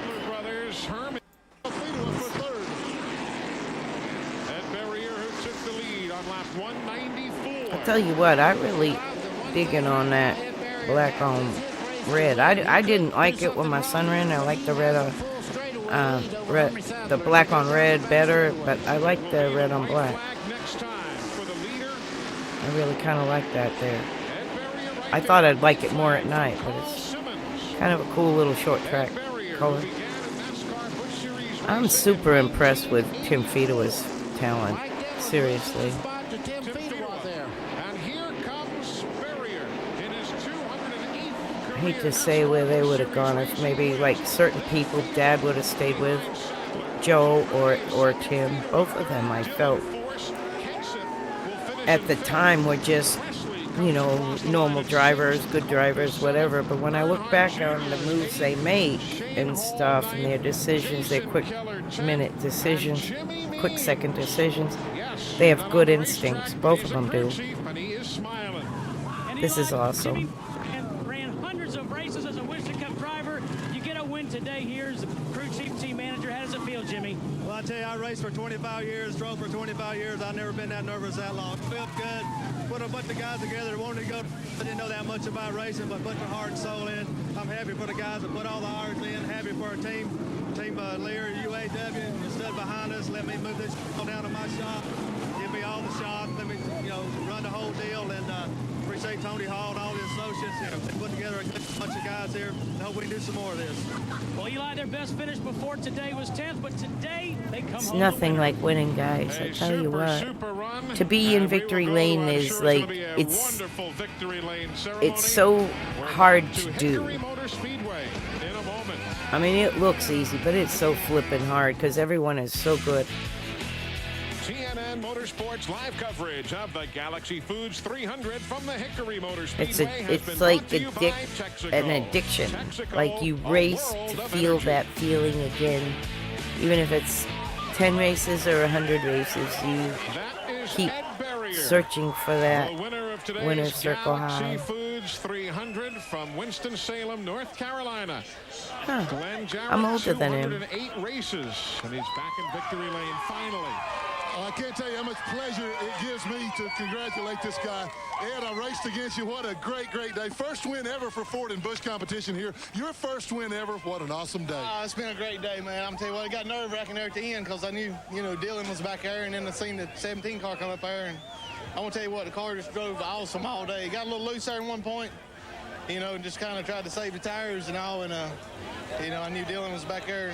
And I'm lurking rents in the background. I don't know if I'm taking too much bandwidth or what, but it says my bit rate's good, so I just got to thank Lear and all these sponsors, UAW, Joe, Poker, Al. Just the uplinks from Hickory are pretty rough. I told you at the beginning of the race, he started on the outside pole. I don't believe he was ever further back than second, Eli. It was a super day for him. Let's take a look at the rundown. Hermie Sadler, third time in 4 races now. Third. He's finished second here at Hickory. Dale Earnhardt Jr. in 8th spot. Keller. Sawinski had a good run today in 19th. Andy Houston in 20th.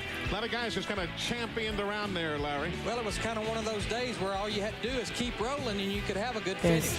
Don't forget tomorrow, race day coming up here on TNN Now, Motorsports, as you'll get all the latest doings from the world of racing.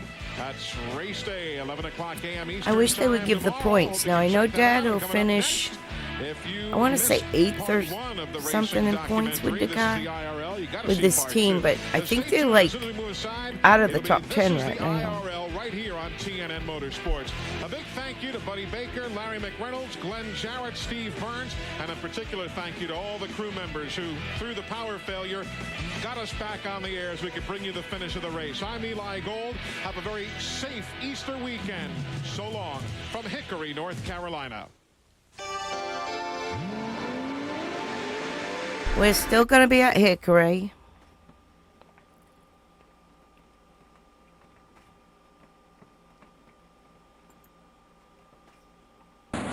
But now we're up at 2011. From 98 to 2011 is 13 years.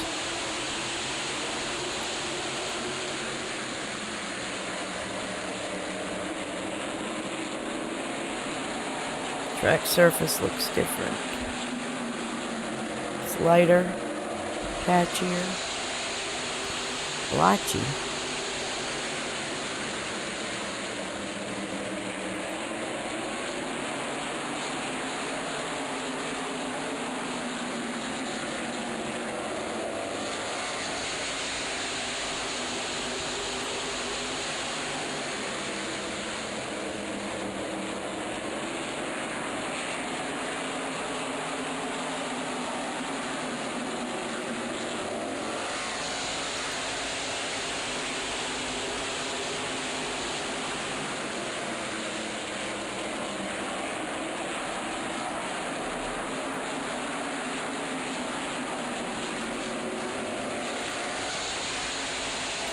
I don't believe that there is any commentary on this, but we're mainly looking at the track surface, the raceability, 2 lanes, 3 lanes. Are they loose? Are they getting a good grip? Are they searching for grip? You know, all those things.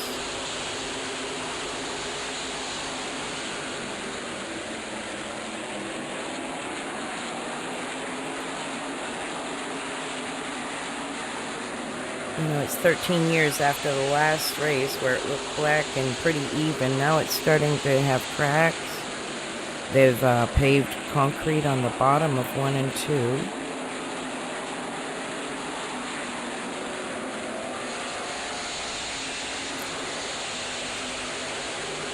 There's weather cracks and rain cracks from winter.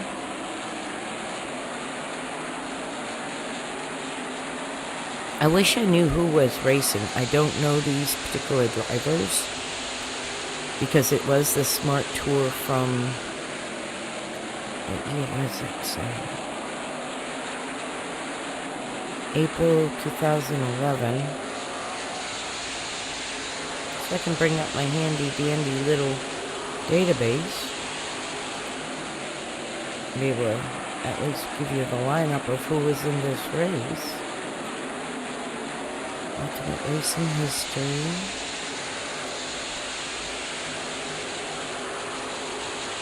Browse by track.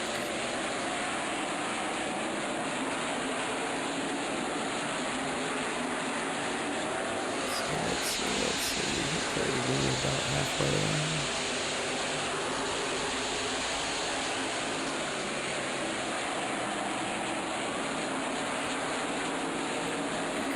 Speedway.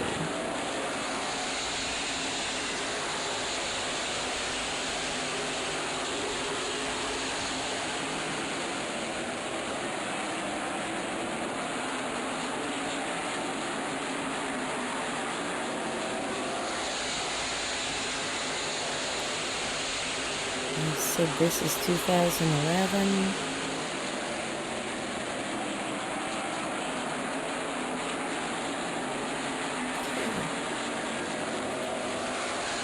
Here we go.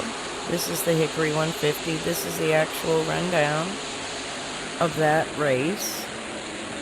Can you see that there? So it's George Brunhosel in number 4. Zach Brewer in the, George Brunhosel in the 09. It's hard to tell though what they're saying. What's this one? Okay, that's a number 8. That'd be John Smith. Let's see. We're going to try to read some numbers here in this shitty video. Number 8. I think that's a number 3. Could be wrong.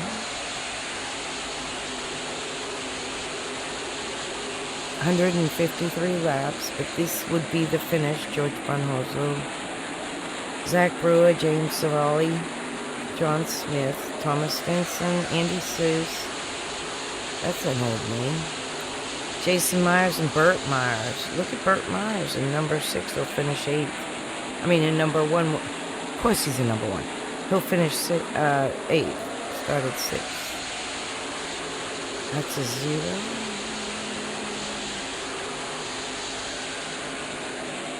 These are all the people that were in it. Patrick Emmerling, Frank Fleming. L.W. Miller was racing in it. Car number 36.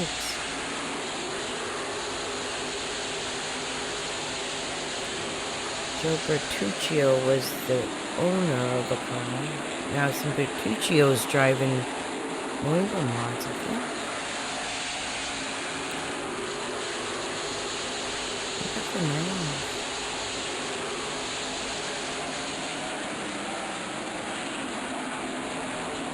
What I like about this database, Rene, he was from Canada, I think. George Brunhosel III. He raced in New England a lot too. In the regular, Wheeling or Featherlight mod tour back then. So anyway, this is too long to go without see the owners. too long to go without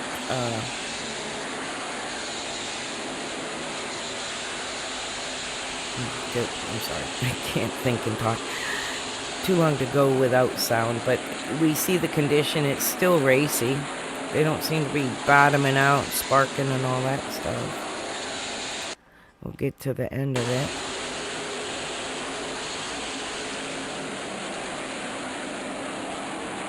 She's showing her age, though. Alright, let's skip ahead to what's next. Hickory Speedway, I think this is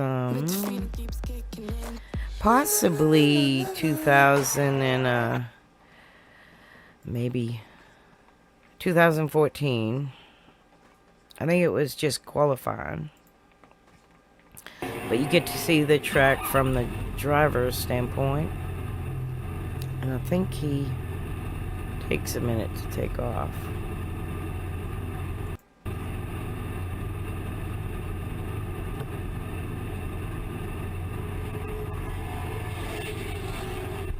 Somebody's qualifying now, see? You can tell it's a limited. You hear him hitting the rev limiter.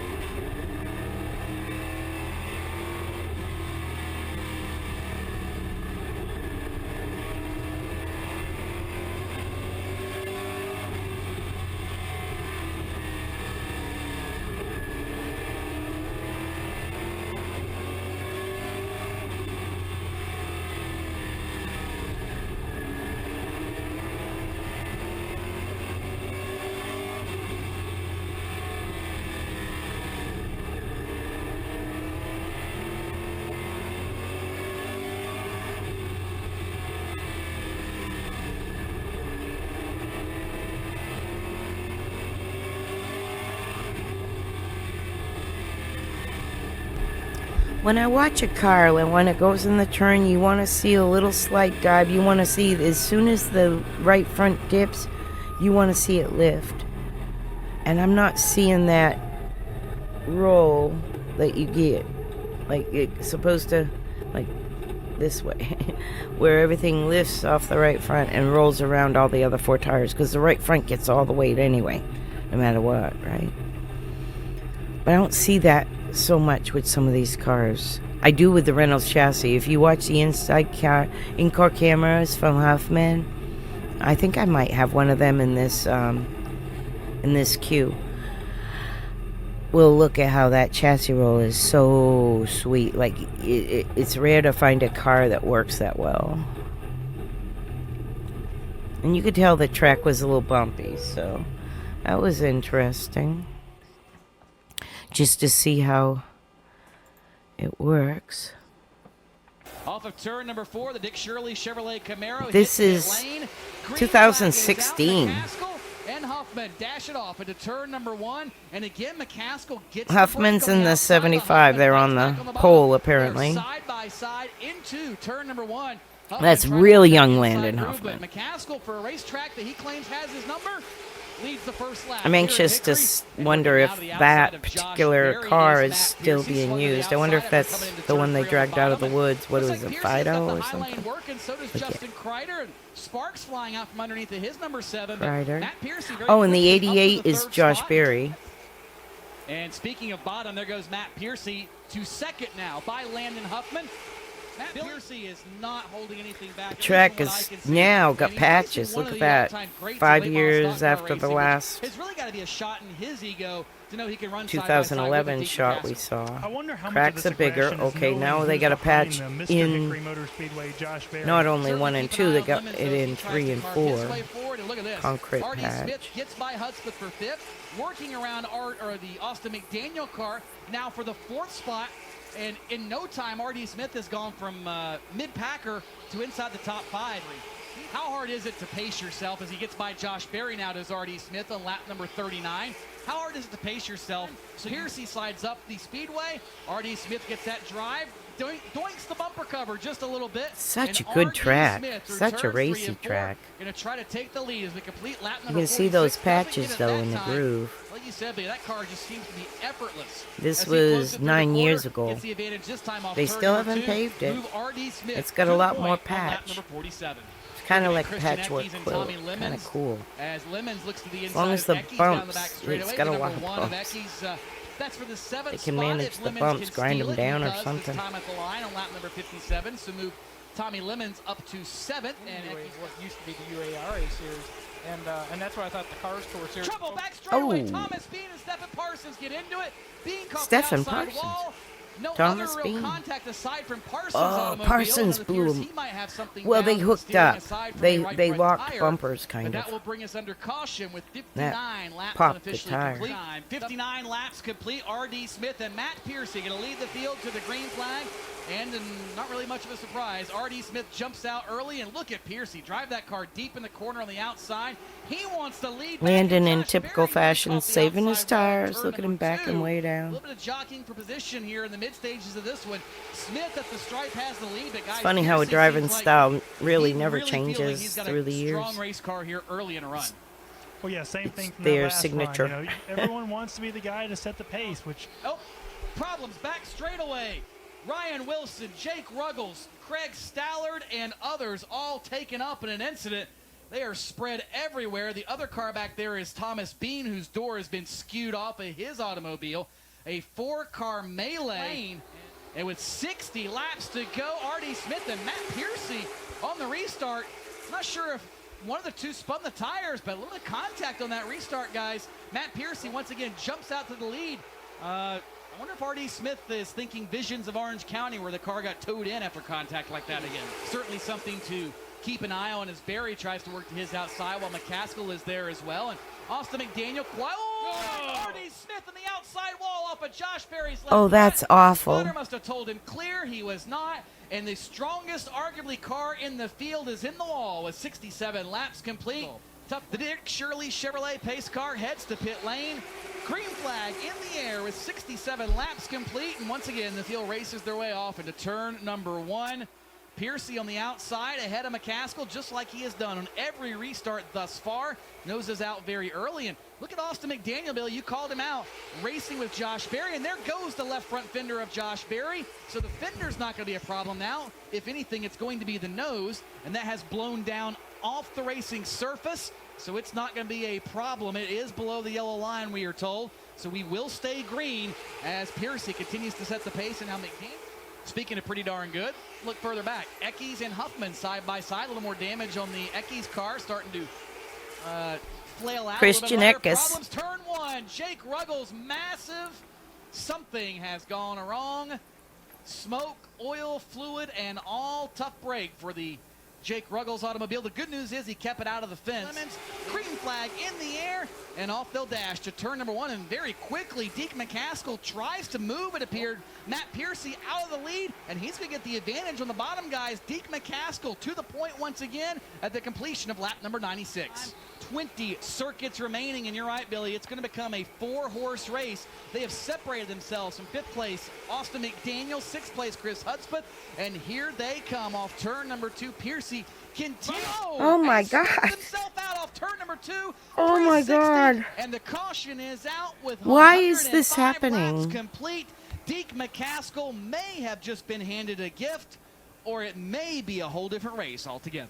What caused This that? could be the final restart of the night. 21 laps to go. Deke McCaskill leads Josh Berry, Austin McDaniel, and Tommy Lemons Jr. Berry did not go on the restart. McDaniel able to get a little bit of a surge forward. And now the top two side by side off turn number 2. Behind them, McDaniel and Lemons. There comes Landon Huffman and Chris Hudspeth. This time McCaskill with the advantage at Look the at line. Landon Clear Josh high and Berry wide into on that. the Berry right to outside. the top, tries to cut down the He likes that outside. That's what I think was most impressive when I watched him in his early racing was that. Whoa! He goes around, minimal if any contact, and that'll put us under yellow one more time. 107 down. 18 remain. He was never afraid to run on the outside either, you know, like that. I see the best drivers are never afraid of the outside. You get that driver that's so scared of the outside that they cut down too soon and wreck the field. He's not that guy.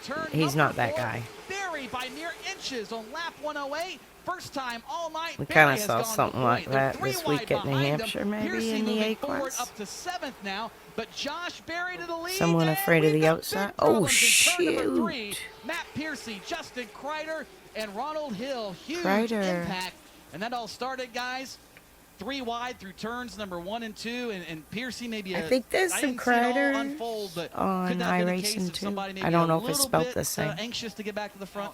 Yeah. He is not happy at all. Took that Hans device. I'm a little sniffly. My cat is in. Just threw that Hans device at the race car, and I'm sure he's not happy with. I would imagine Matt Piercy or Ronald Hill. At the door. She wants to go out. She's mad it's raining. We talked about him earlier, one of the budget teams, and he was so confident coming into today. He said, "This is the best this race car's ever been, and I am ready." Oh, and look at this. Here she comes. Justin Kreider just flipped the bird to Matt Piercy. Oh, Kreider just flipped Piercy off in turn number 3. Oh, no, he's going to go with Piercy a piece of his mind. Hey, Justin Kreider, he's behind the fence, so all is okay. Come see But he's going to Mama. go give Matt Piercy a piece of his mind right now. Come on. We can't lip read because his back is towards us. He's pointing very vehemently. You gonna come hug on me? And Give me more I sniffles. think Justin Kreider, like I said, not very happy with Matt Piercy right now. Pace car is off the racetrack, and that restart didn't look very good for a reset, at least. Let's see what race control says. Deke McCaskill on the brake, and Josh Berry now left to fight for second with Tommy Lemons. Do not hear anything on race control from any of the spotters down there, so apparently both those drivers playing the games that game bit Josh Berry. And look at this, guys. He is up underneath of Deke McCaskill with 16 laps to go. Now up to his door as they race down the back straightaway. No left front fender and all, and Berry is going to move McCaskill up the racetrack and try to reclaim that point. Off of turn 4, McCaskill by inches, and 15 laps to go. They make contact. No, your phone dish is empty. Mommy gotta go buy you some today. Side by side, and Tommy Lemons is in the catbird seat for this one, running This store in third, didn't 2 have car your lengths kind behind yesterday. them. Off the final corner to Mommy complete gotta lap buy you 111. some. McCaskill again I has know. the advantage at the stripe where they pay the money. Barry runs up the hill again in turn number 1. I think Deke might have found something up top, but Barry, if anybody can make it the bottom work, he certainly can. And man, those guys are just digging, are they not? They are inviting She'll usually Tommy talk and Lemons say to get no. right up in the middle of this battle for the win. Now it's almost 3 cars under a blanket. Yeah. With 12 laps to go, Josh Berry, the leader on the Kitty, outside, yeah. Deke McCaskill underneath him. Picture perfect restart for McCaskill as the second place car, but he slips in the middle of turns 1 and 2. There goes Berry to the lead, and look at this, 3 wide behind him. Austin McDaniel up top. Could McDaniel play spoiler in this whole thing? Well, maybe not right now. He'll fall back to 4th. McCaskill claims 2nd as they head back to 1. White flag in the air for Junior Motorsports driver Josh Berry. You talking? He sat, he waited, he outlasted the carnage, and despite becoming part of the accidents himself, missing the left front fender and all, Josh Berry is going to come out of turn number 4 and become a 4-time Cars Late Model Josh Berry won. His home track of Hickory. Deke McCaskill finishes second, followed by Tommy Lemons Jr., Austin McDaniel, Landon Huffman. Huffman in P5 brings it in at the end. And others. And after all of that, this marathon is over. We're going to go down and talk This to is Josh so Berry cute. And they click off and now. I don't know where it is. So anyway, this is somebody's Ryebreds, Kyle Busch, NASCAR. This is just something I found. Morning. Today starts off from the off base. That's right. It's 2017. And head into Hickory. A little bit of the ambiance of the area. That's right. The crew. The rest of the boys and girls that are going to be covering the Hickory Motor Speedway race. Yesterday, I found out there's going to be a special guest at the Hickory Motor Speedway. I can't tell you right now because nobody needs to know. Wait a minute, this is going to be tomorrow, so yeah, I can tell you now. Yes, none other than Winston Cup, not Winston Cup, what am I talking about? Sprint Cup, no, not the Sprint Cup. Monster Energy Cup champion, Kyle Busch, will be racing today at Hickory Motor Speedway. Yesterday they had... That said a lot in one sentence, I'll tell you what. Practicing his car because he was flying back from, I think, Aruba or something like that. And today he'll be at the racetrack, so it's a big day for us. My kitty's playing with me. A lot going on. No picky paws. She'll go camera stuff. with her pokey paw. Okay, Pineville. This is coming up from Charlotte. And then they go on Highway 16 to Highway 10. They must be running the road with their kids. This is just a random film. I googled Hickory Speedway and no other guidelines, not like race or anything, just Hickory Speedway. And this guy put up this video of him traveling to Hickory. It's cool that the kids get involved in racing. There's Dale Earnhardt Chevrolet. Hickory Motor Speedway up there on Route 10. Okay guys, so we just went to go pick up our pottery pieces, and these are them. This is mine, and that's Abigail's. and that's mine. Oh, Abigail, hold on. This is Abigail's. Explain what you did. I'll hold it up. Sorry. So, I put this white specs This is different. Spec paint. And then It's I not a put commercial, I green promise. dots on it. But I don't know these children and I don't feel And then I comfortable. put Kitty, yellow stop. She's grabbing my mouse hand. And then Let's see, we can jump in the to middle of Hickory. red, it says Okay.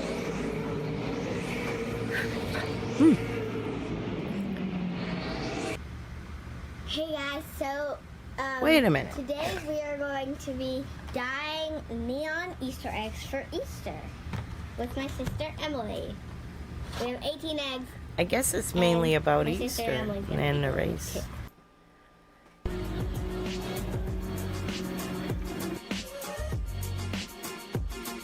Okay.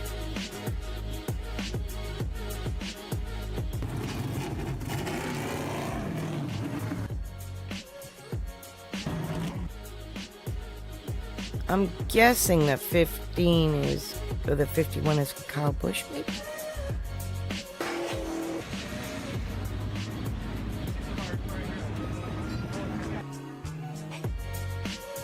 The 51, I mean, yeah. Because that's what they're filming the most. And it's in their title. Look at the scars on that track. Now, I do know they repaved the infield, but they have not the track. They've continued to patch it. Ooh. All right. All right, let's We're off see. to the movies. And we're going to pick up Emma up the street. We've done some cleaning. Actually, you have. Okay, here we go.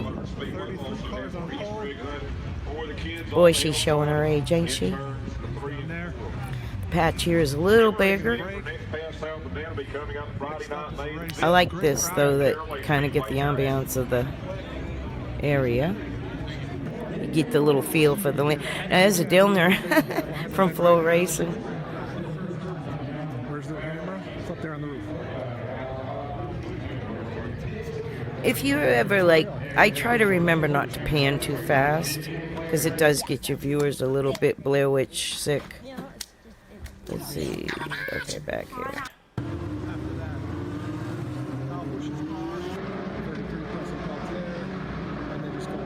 It's a cool sound though. Love cammed engines.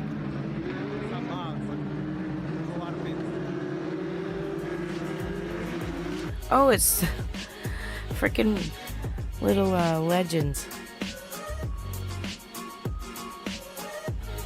I wish I knew who was, like, I'd have to look up who was at this track this day. Legend cars. That's creative.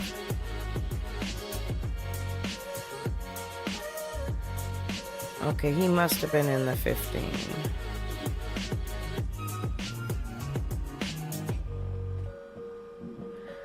Pretty cute footage, though, for someone that's amateur. Race has started. Let's show some footage now of the race. Still undecided who's going to win. We'll see. It's about to get crazy.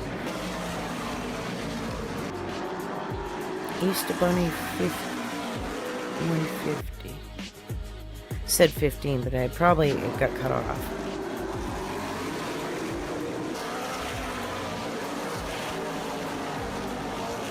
Look at the track surface. The race is over.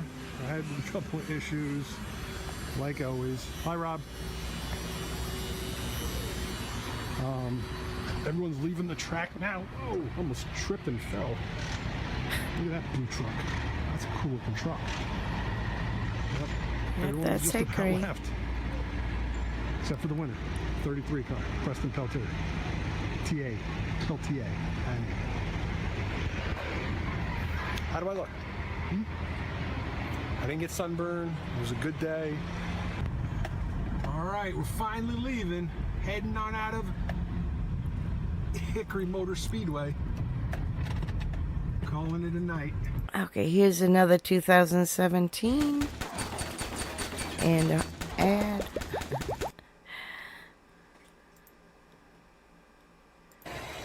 This Smart Tour race, Southern Modified Racing Tour 2017. This will be a nice one. It's 23 minutes. My cat's snoring and talking in her sleep. Her tail's wagging like crazy. She's like, oh, like that in her sleep. She's growling at something.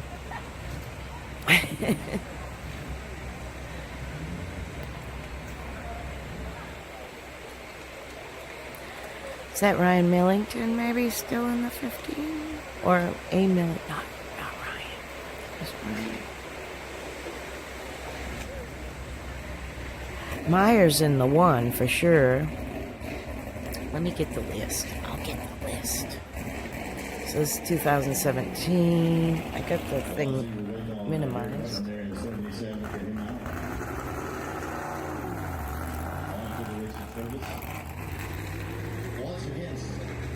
It's going to be coming up next Saturday. They don't have it listed.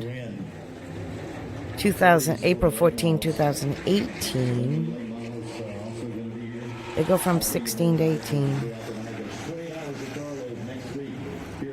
But yeah, you get to see at least the list who was running about that time. It's still just $20 for the whole carload. That's odd. They've got all the late model races, but they don't have the Smart Tour races. See, this is what I'm looking at. The Easter Bunny 125 is the one we just saw. Over the Mountain 150. That's past, super late. See, these are all past cars. All right, ladies and gentlemen, once again, I want you to help me to do this. There's no 2017. And 600 horsepower. Late models. Smart modifieds. I could maybe look at the list on this one. It would give us at least the people. Car 95 is Cale Gale, James Savali, Tom Buzzy, Josh Nichols in the 34, Darren Shaw in the 17, Drew Moffitt 69, Jeremy Mayfield in the 8, Bobby Sheffield in the 9, Ryan Nelson 19, Junior Miller in the 11, Don Johnson in the 16. That was the race prior year.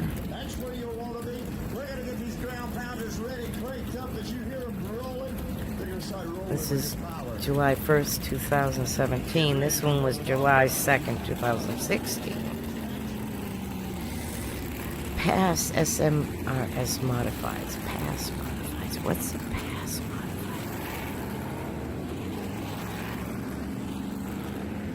Pass. These look like it might be some in the race.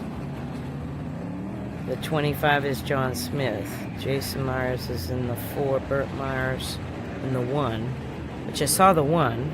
Brandon Ward 19, Darren Shaw in the 17, Jen Kowiak in the 37.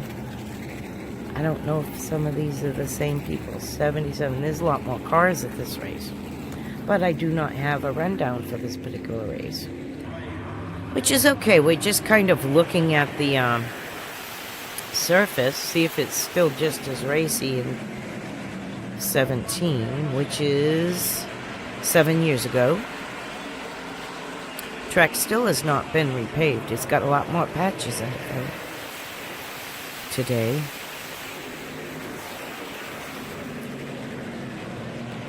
So where they don't have an announcement, we might jump ahead.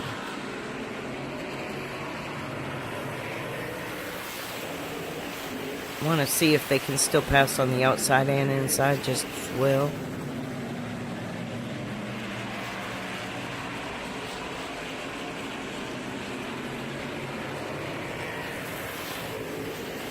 A lot of single file. That's early, right? How does it get about halfway?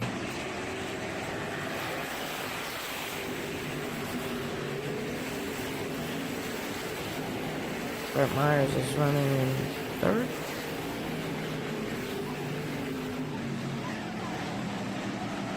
Uh-oh, screaming going on. It's still single file though.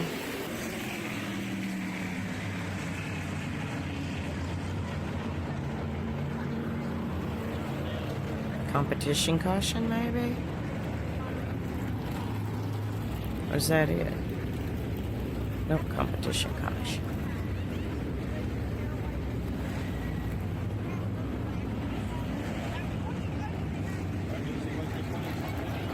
I'm a little confused what this flag is. That's one I hadn't seen before.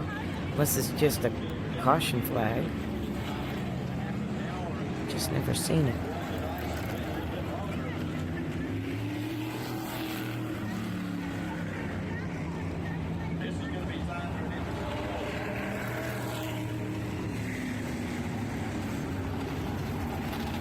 Pretty cars. Let me jump ahead.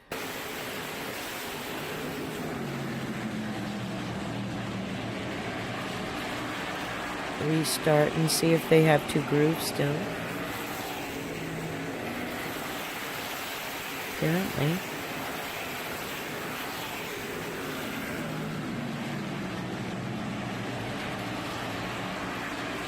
It's disappointing how empty the bleachers are, though.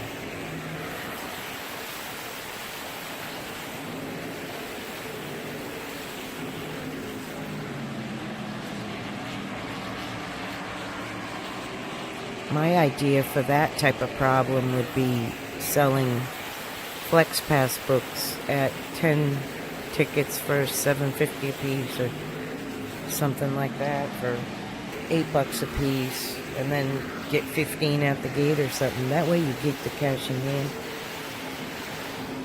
and they can do a lot pre-race rather than running behind.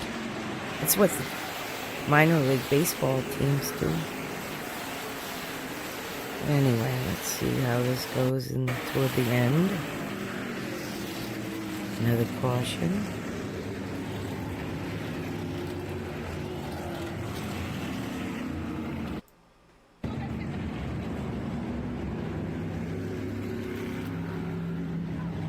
Oh, it's not too bad. We got a little crowd.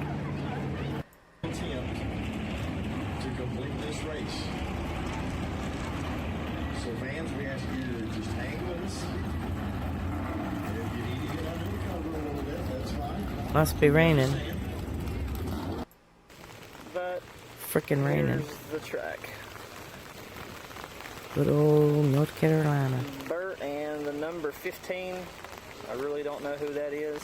Millington. I will find out and put that in the comments of this video. They were battling it out for the lead on lap 106 to 108 when they called the caution. Burt slipped a bit on the very last lap right before they crossed through, well, right when they came out of turn 4, trying to pull ahead of the number 15 so that he would secure the lead. Very smart idea, of course. But due to slipping, did not quite make it. Nonetheless, it looks like they're going to call it. If they don't call it, I will finish recording. But it looks like they're going to. Wait it. I hope everybody has a safe 4th of July. And this here is Josh Stark racing 3rd place at Hickory in 2018. Another in-car camera view. I like to watch the chassis roll, like you say. Like when he's turning back and forth, I don't see that car moving at all. I don't see the chassis roll at all.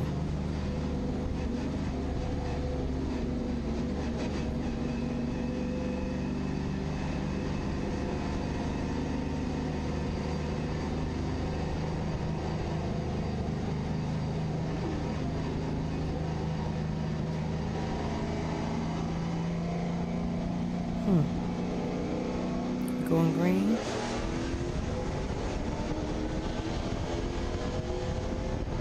This is an 8-minute video.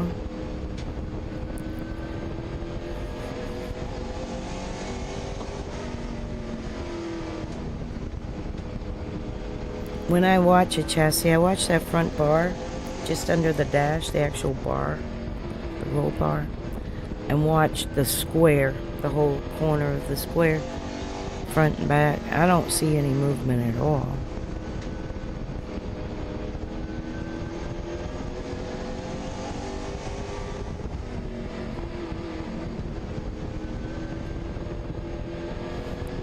Okay, you saw that little lift there now that he's up to speed. Little lift on the right front's good. Like coming out, does that little lift. I mean going in, I'm sorry. Like see, going in, it dropped down and got that nice lift. But it's a little slow, But yeah, that's what I look for. Anyway, let's go mid.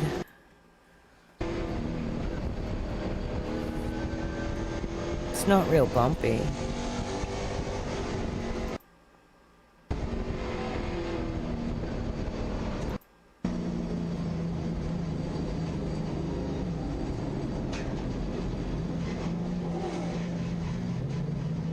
Third race at Hickory.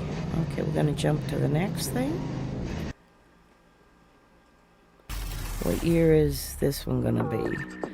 This will be throwbacks, I think, from There is plenty to do here in downtown Nostalgia Hickory, Drives, from world's shopping most to famous eating, short but track. if you are Hickory feeling improvements on the need way. for speed, as So I this always was am, all you have to do is drive about 10 minutes from a where few we are years right ago. now I'm thinking to 4 or 5 Hickory years, Motor 5 years Speedway, ago. which is considered the world's most famous short track. You'll hear the peaceful sound of music in downtown Hickory, but if horsepower is more your speed, look no further than Hickory Motor Speedway. We love horsepower in the valley. 70. Hoofs and tires. Icon of the community and has been that way for several years in Catawba County. The asphalt here is full of history, from the first race in 1951 held on dirt to more mainstream racing like NASCAR's Grand National Series. Names like Earnhardt, Jarrett, and Junior Johnson all cut their teeth here. Locals like Tim Kevin Flock, Piercy still Curtis remember sitting Turner. in the stands for their first race. I was Ralph 9 years Earnhardt. old, and Lee Jack Ingram Petty. won that race. We just recently had the Jack Ingram Memorial, and that was the Oh, first Kevin race that I Piercy. came to Hickory Motor He was Speedway, racing a few and as races I went ago. down to the fence and watched him Jesus. receive his accolades and things. The sight, the smell, the happiness. Stories all about racing memories are repeated by generations of local Hickory racers. It's always carried a lot of weight for us locals here close to it. You know, I grew up at Hickory Motor Speedway. My dad raced there for years. My grandpa raced there for years. You'll find Landon Huffman racing most Saturday nights in Hickory with his number 75 Chevy Camaro. When fans enter the speedway, they'll also find the Huffman name as track champion. I really want to have my name on the wall with Dad. You know, that was always a big thing for me. Big dreams and He even will. bigger He racing he does careers it have that been born year. at the track, So this but got to the be facility remains small 2023. and local in nature. you'll often find a near capacity crowd of 10,000 fans every Saturday night, despite larger tracks operating within a day's drive of downtown Hickory. I do have a lot of faith. I have faith in the staff, and I have faith in our community that if we continue to show up and pack the place, that only good things are going to happen. Now, just last weekend on Saturday, the place was packed with more than 10,000 fans for the Jack Ingram Memorial Race. Now, they plan to make this an annual event again. The place was packed, more than 10,000 fans, tons of race cars out on the track, and even a guy by the name of Dale Earnhardt Jr. was there helping to This was 3 years ago. That his grandfather and father once raced at. So a lot of famous names got their start right here in Hickory, North Carolina. Ian Wyatt and Jason, back to you. I've heard of that Dale Earnhardt name before. Kind of a race car driver. It looks like the track is, just an old-time staple there in Hickory. Brett, any chance for any future improvements out there? Yeah, so just last month in May, Governor Roy Cooper awarded the city of Hickory more than $500,000 that they will use at Hickory Motor Speedway to make improvements to either the grandstands or fan experience. No, nothing official has been announced yet, but that money has to be used for improvements to the speedway as well as the fan experience. And okay, that was 2022, and this is 2022.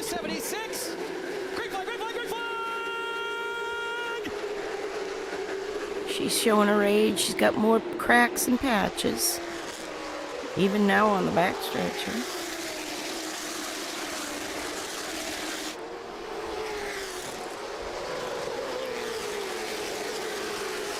Still, the race surface, you look at the groove, it rises really good. That is William Sawalich in the 43. Hall leads lap number 1, and already, Ryan, they're coming up with some slower traffic in the form of Clint Boyer, Hayden Swank in the AC Delco car. He's setting a pace to where he's able to Waffle, Honeycutt, look at Caden's in 5th. Lifting early to try to save that right front and probably rolling into the gas. Really easy on exit to try to save that right rear. What did I just say? This was 3 years ago? Yep. 3 years ago. The STP 43 leads at Hickory. Kitty talking. I'm talking, and the kitty thinks I'm talking. Precision. She thinks I'm talking with her. I'm talking to you. Yeah. And look up front. Oh, problem. Number 1. Hayden Swank in a very precarious spot. You good, kitty? On the outside of turn number 1, he has looped the AC Delco Chevrolet. Yeah. The first 2 rows as we go through the good, KRC kitty? power steering restart zone. Green flag is out yet again. You pretty kitty? We are off. I know. Yeah, you're pretty. I don't know if you can hear her, but she's talking back to me like crazy. You like to talk? Lap number 10 goes to William Sawalich, but I'll tell you who I'm impressed with right now, Ryan. That blue number 8, Jeff Burton throwback of Zach Miracle. Had a really good run here back in the spring, got thwarted with a mid-race accident, but he now is up to second and chasing Late down model William stock. Sawalich. Caution, turn number 4. Oh. Chase Burrow, Dylan Ward, Luke Finhouse, and I believe that is Jonathan Schaefer. Yes, it is. Oh, all involved over in the 4th turn. That is not what you want to see, man. Oh, Luke Finhouse's car's done. Let's take a look. Oh, Dylan Ward and poor Luke Finhouse, Jonathan Schaefer had nowhere to go. Isabella Robusto and Garen Mash taking to the pit lane. What happened here, Ryan? Oh, look at As the we're looking back, Dale Earnhardt looked throwback. like, well, the 8 appears to be coming down the racetrack where the 77 is, Wow. and just contact where they both get sideways, and then there's nowhere for the other 2 to go, unfortunately. William Sawalich and Zach Miracle lead the field to turn number 1, and the Honeywell home throwback 276 Cars is green Tour one more time. TV. I didn't even know they had 57 we that. talked about just barely made it back out before the field. Speaking of barely, the contact there between the leaders. William Sawalich barely going to lead lap number 20. in barely lap number 20 for William Sawalich. A little bit further back, there is the flying number 11 of Bobby McCarty, and Ryan, he started shotgun on the field. New race car. My dad has a history with that number 11. He got to work with Ray Hendricks. Spot in less than 50 laps, so things are going pretty well. Same for the 44 behind him of Trevor Ward. Originally meant to be piloted by Jansen Marchbanks. The family had an all-inclusive Alaska. Every time I say something about the race, the kitty talks back. We don't want to miss this race, but we got to spend a lot of money on this vacation. We got to go. So Trevor Ward is in the car and giving it a pretty good ride. Trackers, look at this. Ralph Earnhardt is all over Dick Trickle for this spot here, position number 6. That's actually Connor Hall in the 99 and Mason Diaz in the 8. I told you, we're going to have a lot of fun with this. Connor Hall. Yeah, it's already been a blast. Hey, I saw either the car Ralph drove or a remake of the car Ralph drove.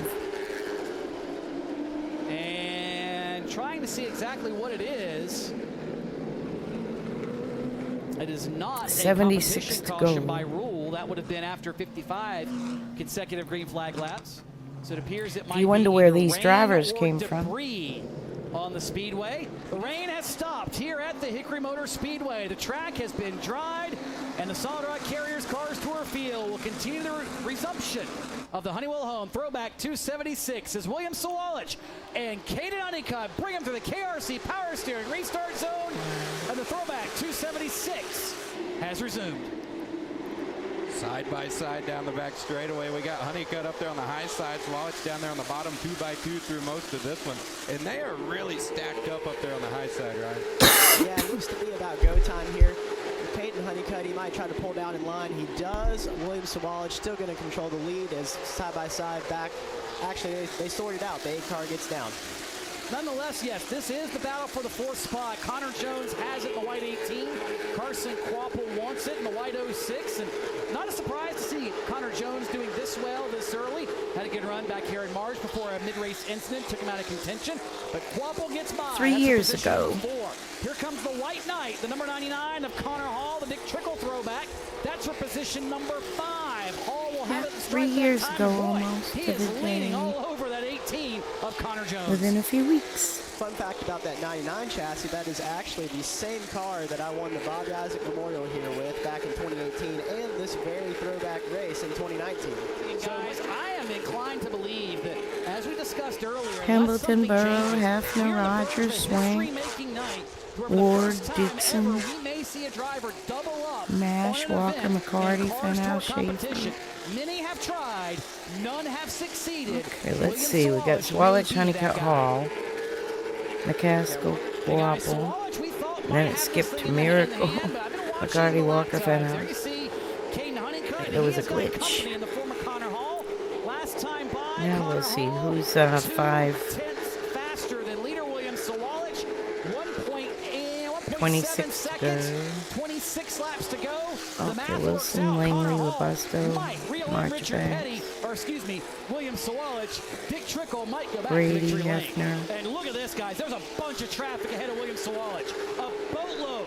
Chase Dixon, the Cole Trickle throwback. Landon Pimpleton, the HC Sellers 83. Wow. Chase Burrow, Dylan Ward, Hayden Swank. This is exactly what Connor Hall wants to see right now. Absolutely. It doesn't look like there's anywhere really for William Sawalich to go here as he gets bound up by the 2-car Payton Swank here. He's going to take it 3 wide through the middle to break through those lap cars. And there you see Hall, that white car immediately behind him, closing the gap. It's down to less than a second. 0.9 on the watch last time. Sawalich has chosen the bottom. Trevor Ward gives him that lane. She's still a racy track 3 years ago, isn't she? This is really helping Hall. Top or bottom, it doesn't matter. Hall gets around Ward, no problems. Sawalich sails it in underneath of Langley and Chad McCumbee.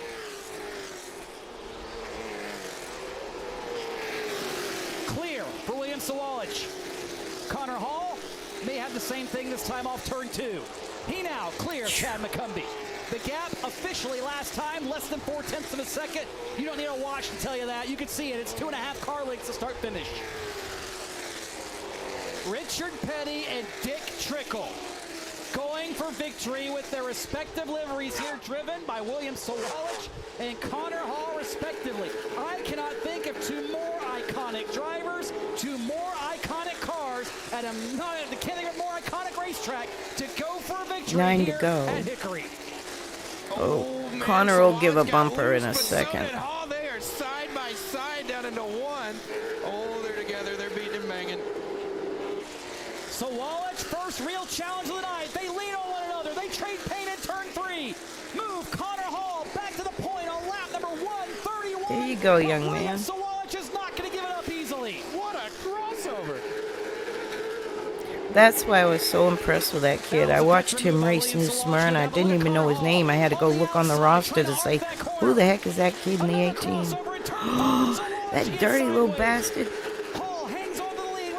Watch this. The fans at Hickory are on their feet. We've seen a lot of fantastic finishes here and otherwise. The Solid Rock Carriers Cars Tour. Hall now has the lead over Hall's himself. experience. Sawalich is just like, I think he was like 15 or 16 then. Seriously saw him run New Smyrna. I looked at the roster to find out who was that. Because his style was so good. He had such good instincts. So clean, too. Wow, he hit that bump hard. Woohoo! Took 3 of the 4 wheels off the ground. Oh, that little bastard hit him again. 4 to go.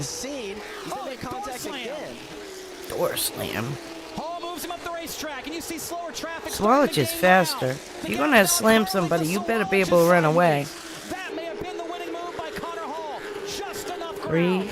This time through turns 3 and 4. Hedgecock racing pole sitter. Connor Hall will see the white flag.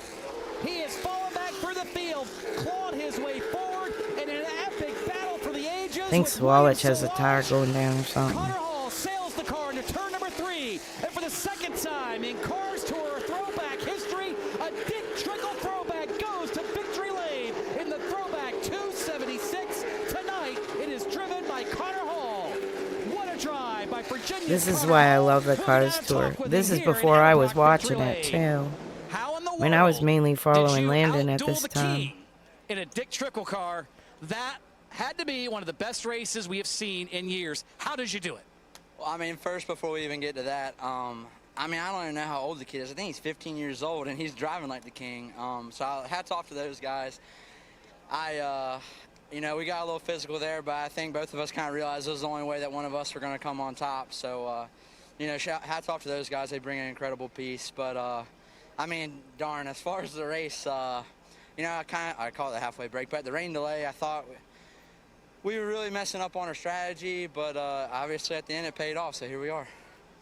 This is now 3rd win of the year for you in the Solid Rock Carriers Cars Tour. The points kind of take care of themselves at a certain point, but race wins and hoping they do take care of themselves. I mean, as good as the junior crowd is, TV. We, you know, we got a lot of chasing to do, but I think obviously we're starting to put the puzzle pieces together. This was the car that we had to completely rebuild after South Boston.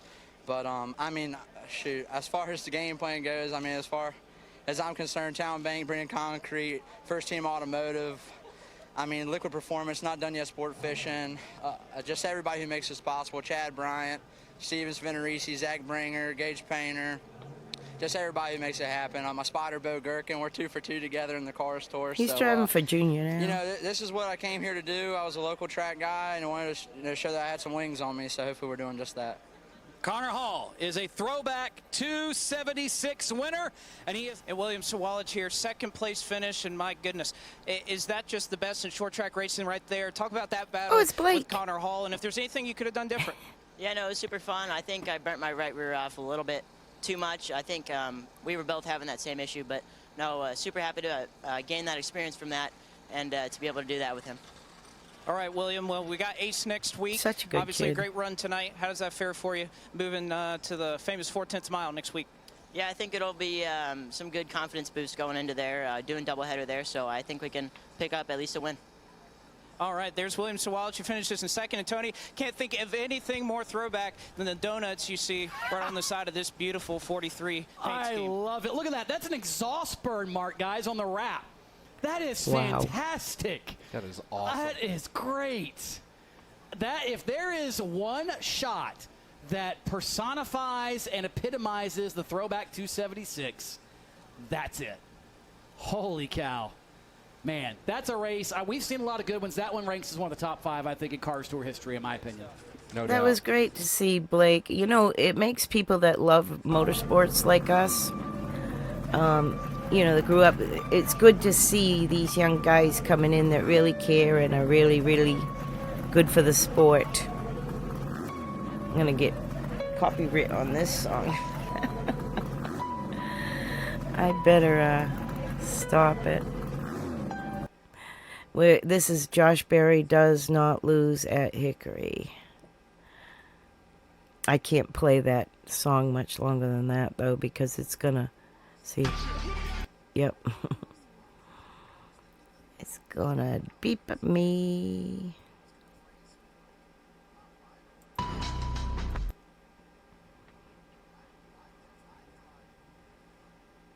Solid rock carriers. They're on a lot of cars there.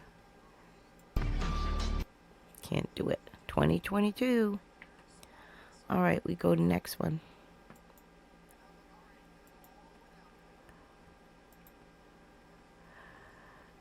Alrighty. Skip. All right, Hickory Motor Speedway qualifying onboard scary moment. What's this about? Like I said, I just got a bunch of these Hickory things. That chassis roll.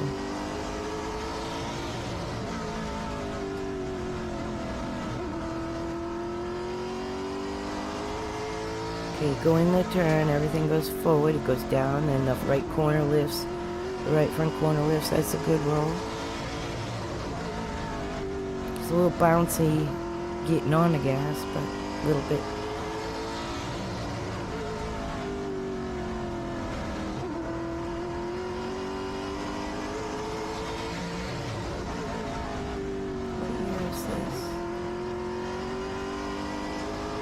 Scary moment and previous track record breaker. Must be qualifying. I think this is Huffman. Boink. Is it?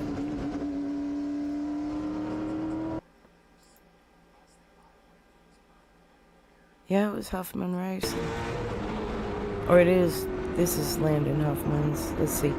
Fighting back at Hickory. Battle wounds again. Night 3, 2022. April 9th. I don't want to play this whole thing, but guys, go to Landon Huffman's channel. I don't want to copyright him at all like that. Jump through. He does lots of good coverage. Does a really good explanation of what's going on in the race. And he'll have a good outro in the end. See? He'll tell you all about it. So I don't want to take his thunder, but go to his channel. And that's what it looks like right there. Okay? On YouTube. And we'll go back up to this. And we will jump forward. All hell breaks loose at Hickory. We are in Hickory, North Carolina today. It's actually already race day. I'm about to head over to the track in like the next 10 okay, minutes. this is 3 years ago. This is Air Doug, if you like that kind of stuff. He's a good commentator too. There's Moonhead. He's got a lot of cool footage. He's got good stuff too. That's Landon Racing. So that's another commentator.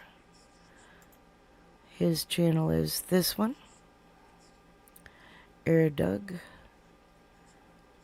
And 2 days ago he put up something I need to watch about he got injured racing for the lead. I think he wrecked his car too. He keeps wrecking all. He had a wicked. him, Landon, you know, both of them. If you're looking to sponsor any good guys, they're both good guys. So anyway, yeah, that's his stuff. He'll show you racing. Position. Third tonight is going to be Mitch Walker. Look at the track. Oh, it's got another new paint or patch there. Let's see. That's 2022. He'll have an outro. So go watch Air Doug. This is just a little shout out to all these guys. Something newer. Let's see. This is 2 years ago. So that's another Huffman one. He's got really good stuff too. 2 years ago, looking at the track. Well, we gotta add to. Gotta give Landon an ad, right? So anyway, the track, more patches. See that? 2 years ago. So this is 2024. More patches up there. Let's jump ahead, but I gave you the channel, Landon Huffman A Racing. beloved racetrack is getting some much-needed makeovers, and it's thanks to more than $500,000 in state grants. Hickory Motor Speedway will resurface Pit Road, remodel the track's bathrooms, and potentially add a new scoreboard. The Speedway general manager says they're looking to make even more changes sometime down the road. That includes repaving the track itself. It's unclear when the work may begin, but officials doubt it will happen until later this year. Ooh. I don't think it happens, guys. I don't think it happens.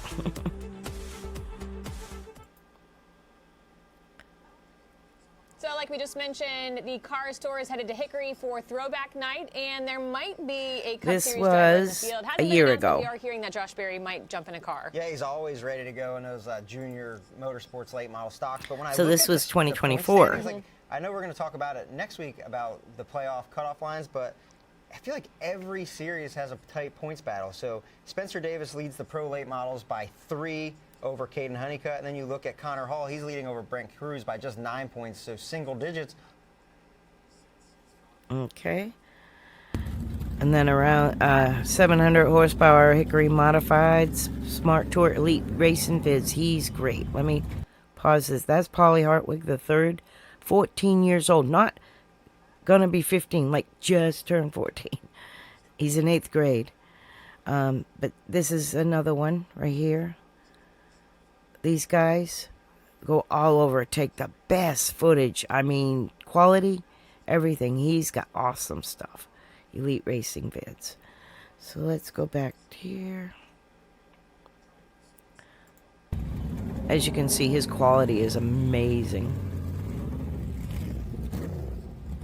There's nothing like that. So, see more patches. This was a year ago. Same company. Look at the patches now. All the way down turn 1. But does the car, does it have grip? Do you have, you know, that's my question. Do you want, what do the drivers want? She's a beautiful patchwork quilt right now. As long as the bumps ain't there. Thomas Bean up top through the middle of the quarter and onto the back straightaway. Michael Bumgarner Still 2-lane race, and look at all her patches. Give the edge to Michael Bumgarner in the 97. He'll lead this lap. Michael Bumgarner will be your winner in the first of Twin 40s here at Hickory Motor Speedway. John Reynolds up top of Cody DeMarmos off of turn 4. Which car is going to pull away? They're side by side across the stripes. Back That's down their into the street western stock end of the division. speedway. Cody DeMarmos has the preferred line, but John Reynolds has a run onto the back straightaway. Now down into turn 3 for the final time as John Reynolds wins the race. Battle for P3. Who's it going to be in the final spot? There's a patch right down the front stretch It's now. Marshall Sutton. Clean racing for the moment down in the eastern end of the raceway. Will there be more contact through 3 and 4? Watch for again? sparks and They stuff. touched just There's a little more bit off of turn more 4 patches. As Aiden King still trying to hold steadfast on the inside. It's Hudson Sharp over Will Aldridge side by side with 4 laps remaining in this one. I think that race quality matters the most.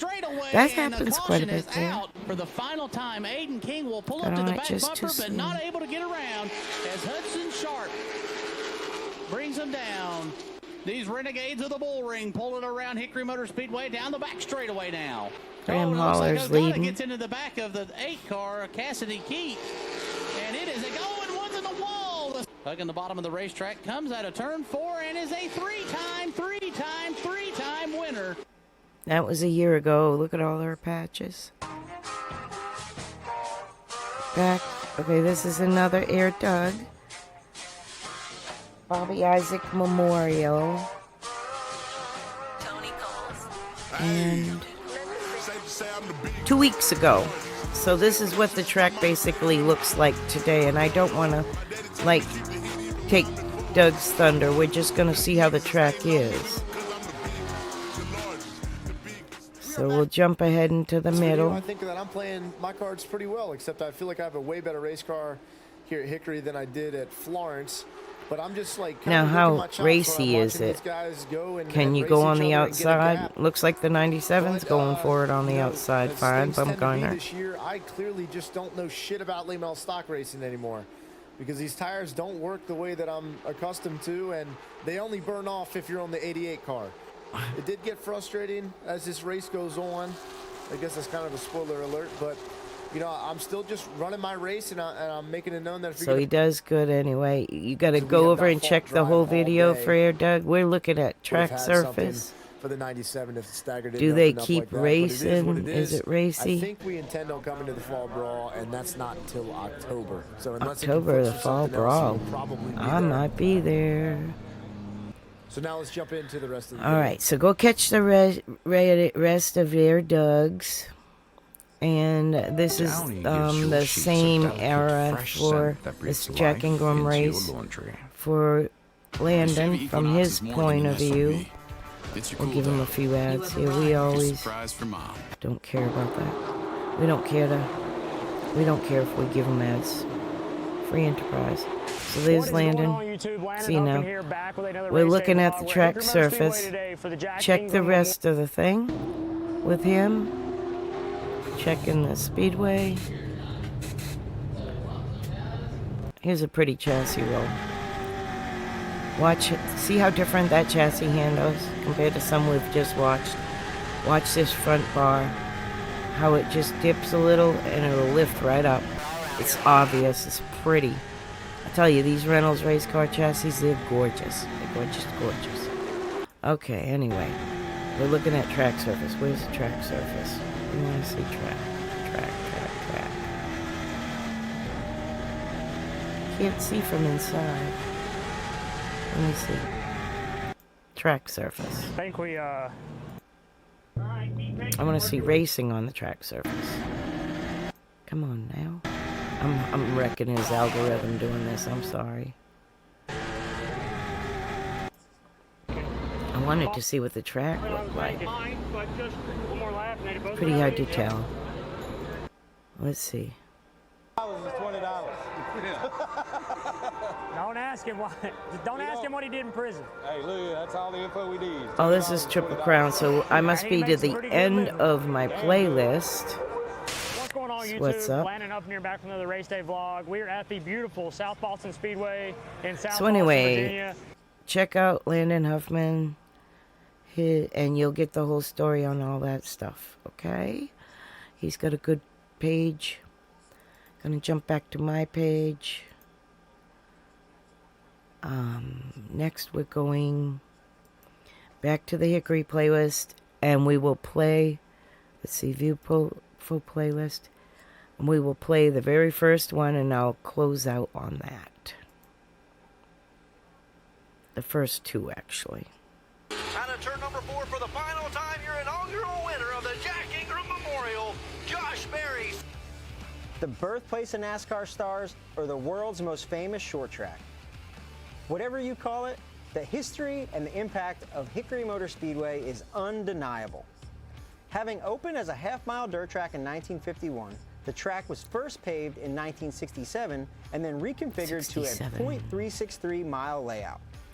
14 degrees of banking in turns 1 and 2 and 12 degrees of banking in 3 and 4 keeps the drivers on their game as they go to battle on one of NASCAR's most prestigious tracks.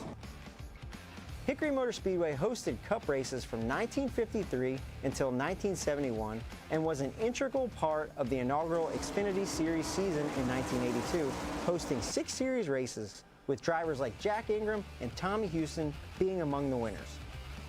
While the landscape of our sport has changed over the years, for Hickory, the tradition of creating the next generation has not.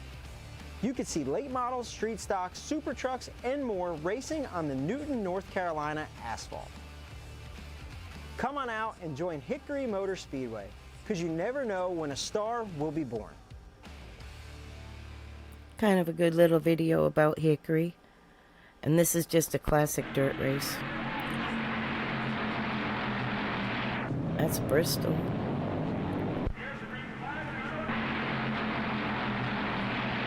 That looks like Trenton or Darlington. Half hour in television. Race for dollars. Holy mackerel. That's so cool. Oy vey.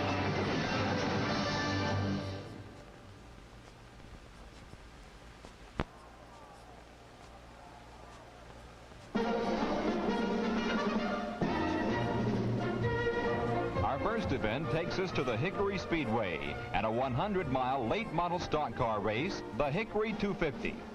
The track is 4/10 of a mile of hard clay surface, a tricky little dish composed mostly of hard left turns, but with enough straights to eliminate the tourists. This kind of event is the real backbone of stock car racing, the bread and butter work of drivers and mechanics. If you're not a racing buff and wonder what these guys do between the glamorous super speedway spectacles, this is it. Look at the screens they got on the front practicing like this every time they change tracks. for the mud. It's like putting, shooting jump shots, or hitting a look-in pass. Welcome to Everett Chevrolet's Kind of different, isn't it? Kind of different. Well, I'm going to end it here, guys. Thank you for hanging out, and I will talk to you later. Favorites in this grand national event. Number 64, a Ford driven by Elmo Langley of Landover, Maryland. Number 41, one of the all-time greats, Curtis Turner of Charlotte in a Ford. From Camden, South Carolina, number 11, Ned Jarrett, another Ford veteran. And number 6, from Spartanburg, South Carolina, one of the top young stars of stocks, David Pearson. Number 26, driving a car made famous by Junior Johnson, is a young man with a big name of his own, Bobby Isaac. Number 59, the Charlotte Independent, Tiger Tom Pistone. Number 43, made famous by Richard Petty. And number 55, Tiny Lund. The capacity crowd of 14,000 is tense with the excitement of the moment as the cars move into the pace lap. Out of the fourth turn now, speed picking up, starter checking the lineup, crowd on its feet, they look even, green silk falls and the race is on.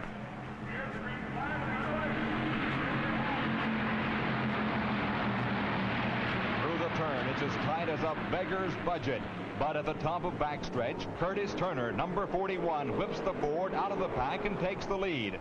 The Charlotte veteran, one of racing's all-time greats, shows how he got that way as he sprints through the first lap.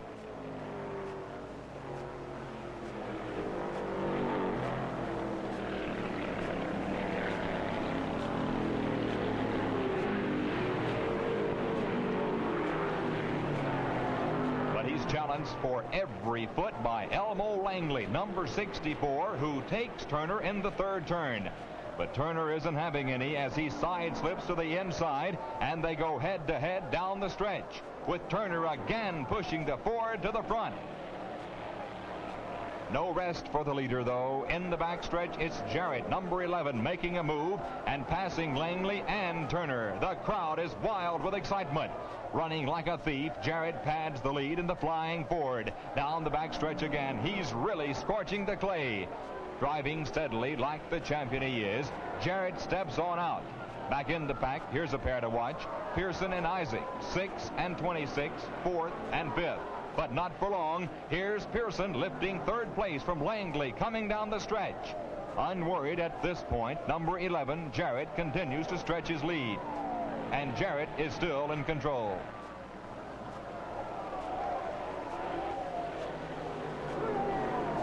here's one who isn't. Eldon Yarborough loses it in the fourth turn and takes a friend with him. That little tango sends Isaac to the pit for, among other things, a clean windshield, while Yarborough goes on by like nothing happened. Can you top that? Well, Tiny Lund can. Here goes the cross South Carolina big guy into his own version of the old soft shoe. Tiny proves he's a pro, and he hangs right in there. Meanwhile, Jarrett, number 11, is still leading and making it look easy. But what's this? Here's Jarrett slowing to come into his pit. The Ford coast into the pit area, and just like that, the complexion of the race has changed. This unscheduled stop will cost Jarrett the lead. Look out! Richard Petty finds the dirt track going a little tricky as he tries it in the sideways, right in front of the new leader. Petty rights the Plymouth, the chase continues, and the crowd strains to see who's in first. And it's none other than Curtis Turner, number 41. After chasing Jarrett for so long, Turner has nursed the Ford back to the front, with second place Pearson, number 6, breathing on his bumper. Now suddenly and dramatically, the pursuer is pursued. Coming hard, Pearson begins to close on Turner. Pushing his Dodge to the limit and nearly beyond, the Spartanburg Speedster slowly but surely narrows the gap with every turn of the wheel, driving with a sure hand and an iron nerve. Calling on a champion's skill, honed by years of experience, Turner drives desperately, knowing that Pearson is closing on him, knowing that now, late in the race, if he is to win, he must hold the lead. But Pearson cannot be shaken, and now the race is right here. Pearson in the Dodge, number 6. Turner in the Ford, 41, fencing for first. The crowd is standing and cheering as the tension of the wheel-to-wheel duel becomes nearly unbearable. And finally, breaking from the deadlock, Pearson makes his move through the traffic, and he takes Turner. With only a few miles to go, David Pearson has come from back in the pack to take the lead. Turner hangs in second place, but almost unbelievably, look who's challenging him now. It's Ned Jarrett. But the Camden Flash has pushed it too far, and it's a Ford Watusi in the third turn. Doug Cooper manages to avoid a collision, and Jarrett limps off at school zone speed.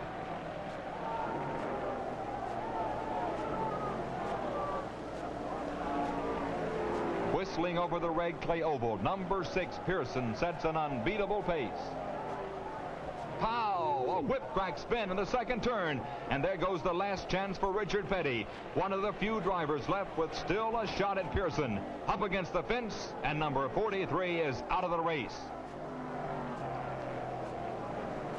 Now, with only a few rounds left, here are the top 3. Pearson, number 6, is first. Turner, 41, second, and Isaac, 26, third. Anybody can see that the end is near. Down the backstretch, the checkered flag less than a lap away. Pearson still drives like the devil's running second. Through the third and fourth turns, it's all over but the shouting as Spartanburg's David Pearson takes the checkered flag and top money in the Hickory 250. Here are the official results of this race. First, number 6. Second, number 41. Third, number 26. And fourth, number 11.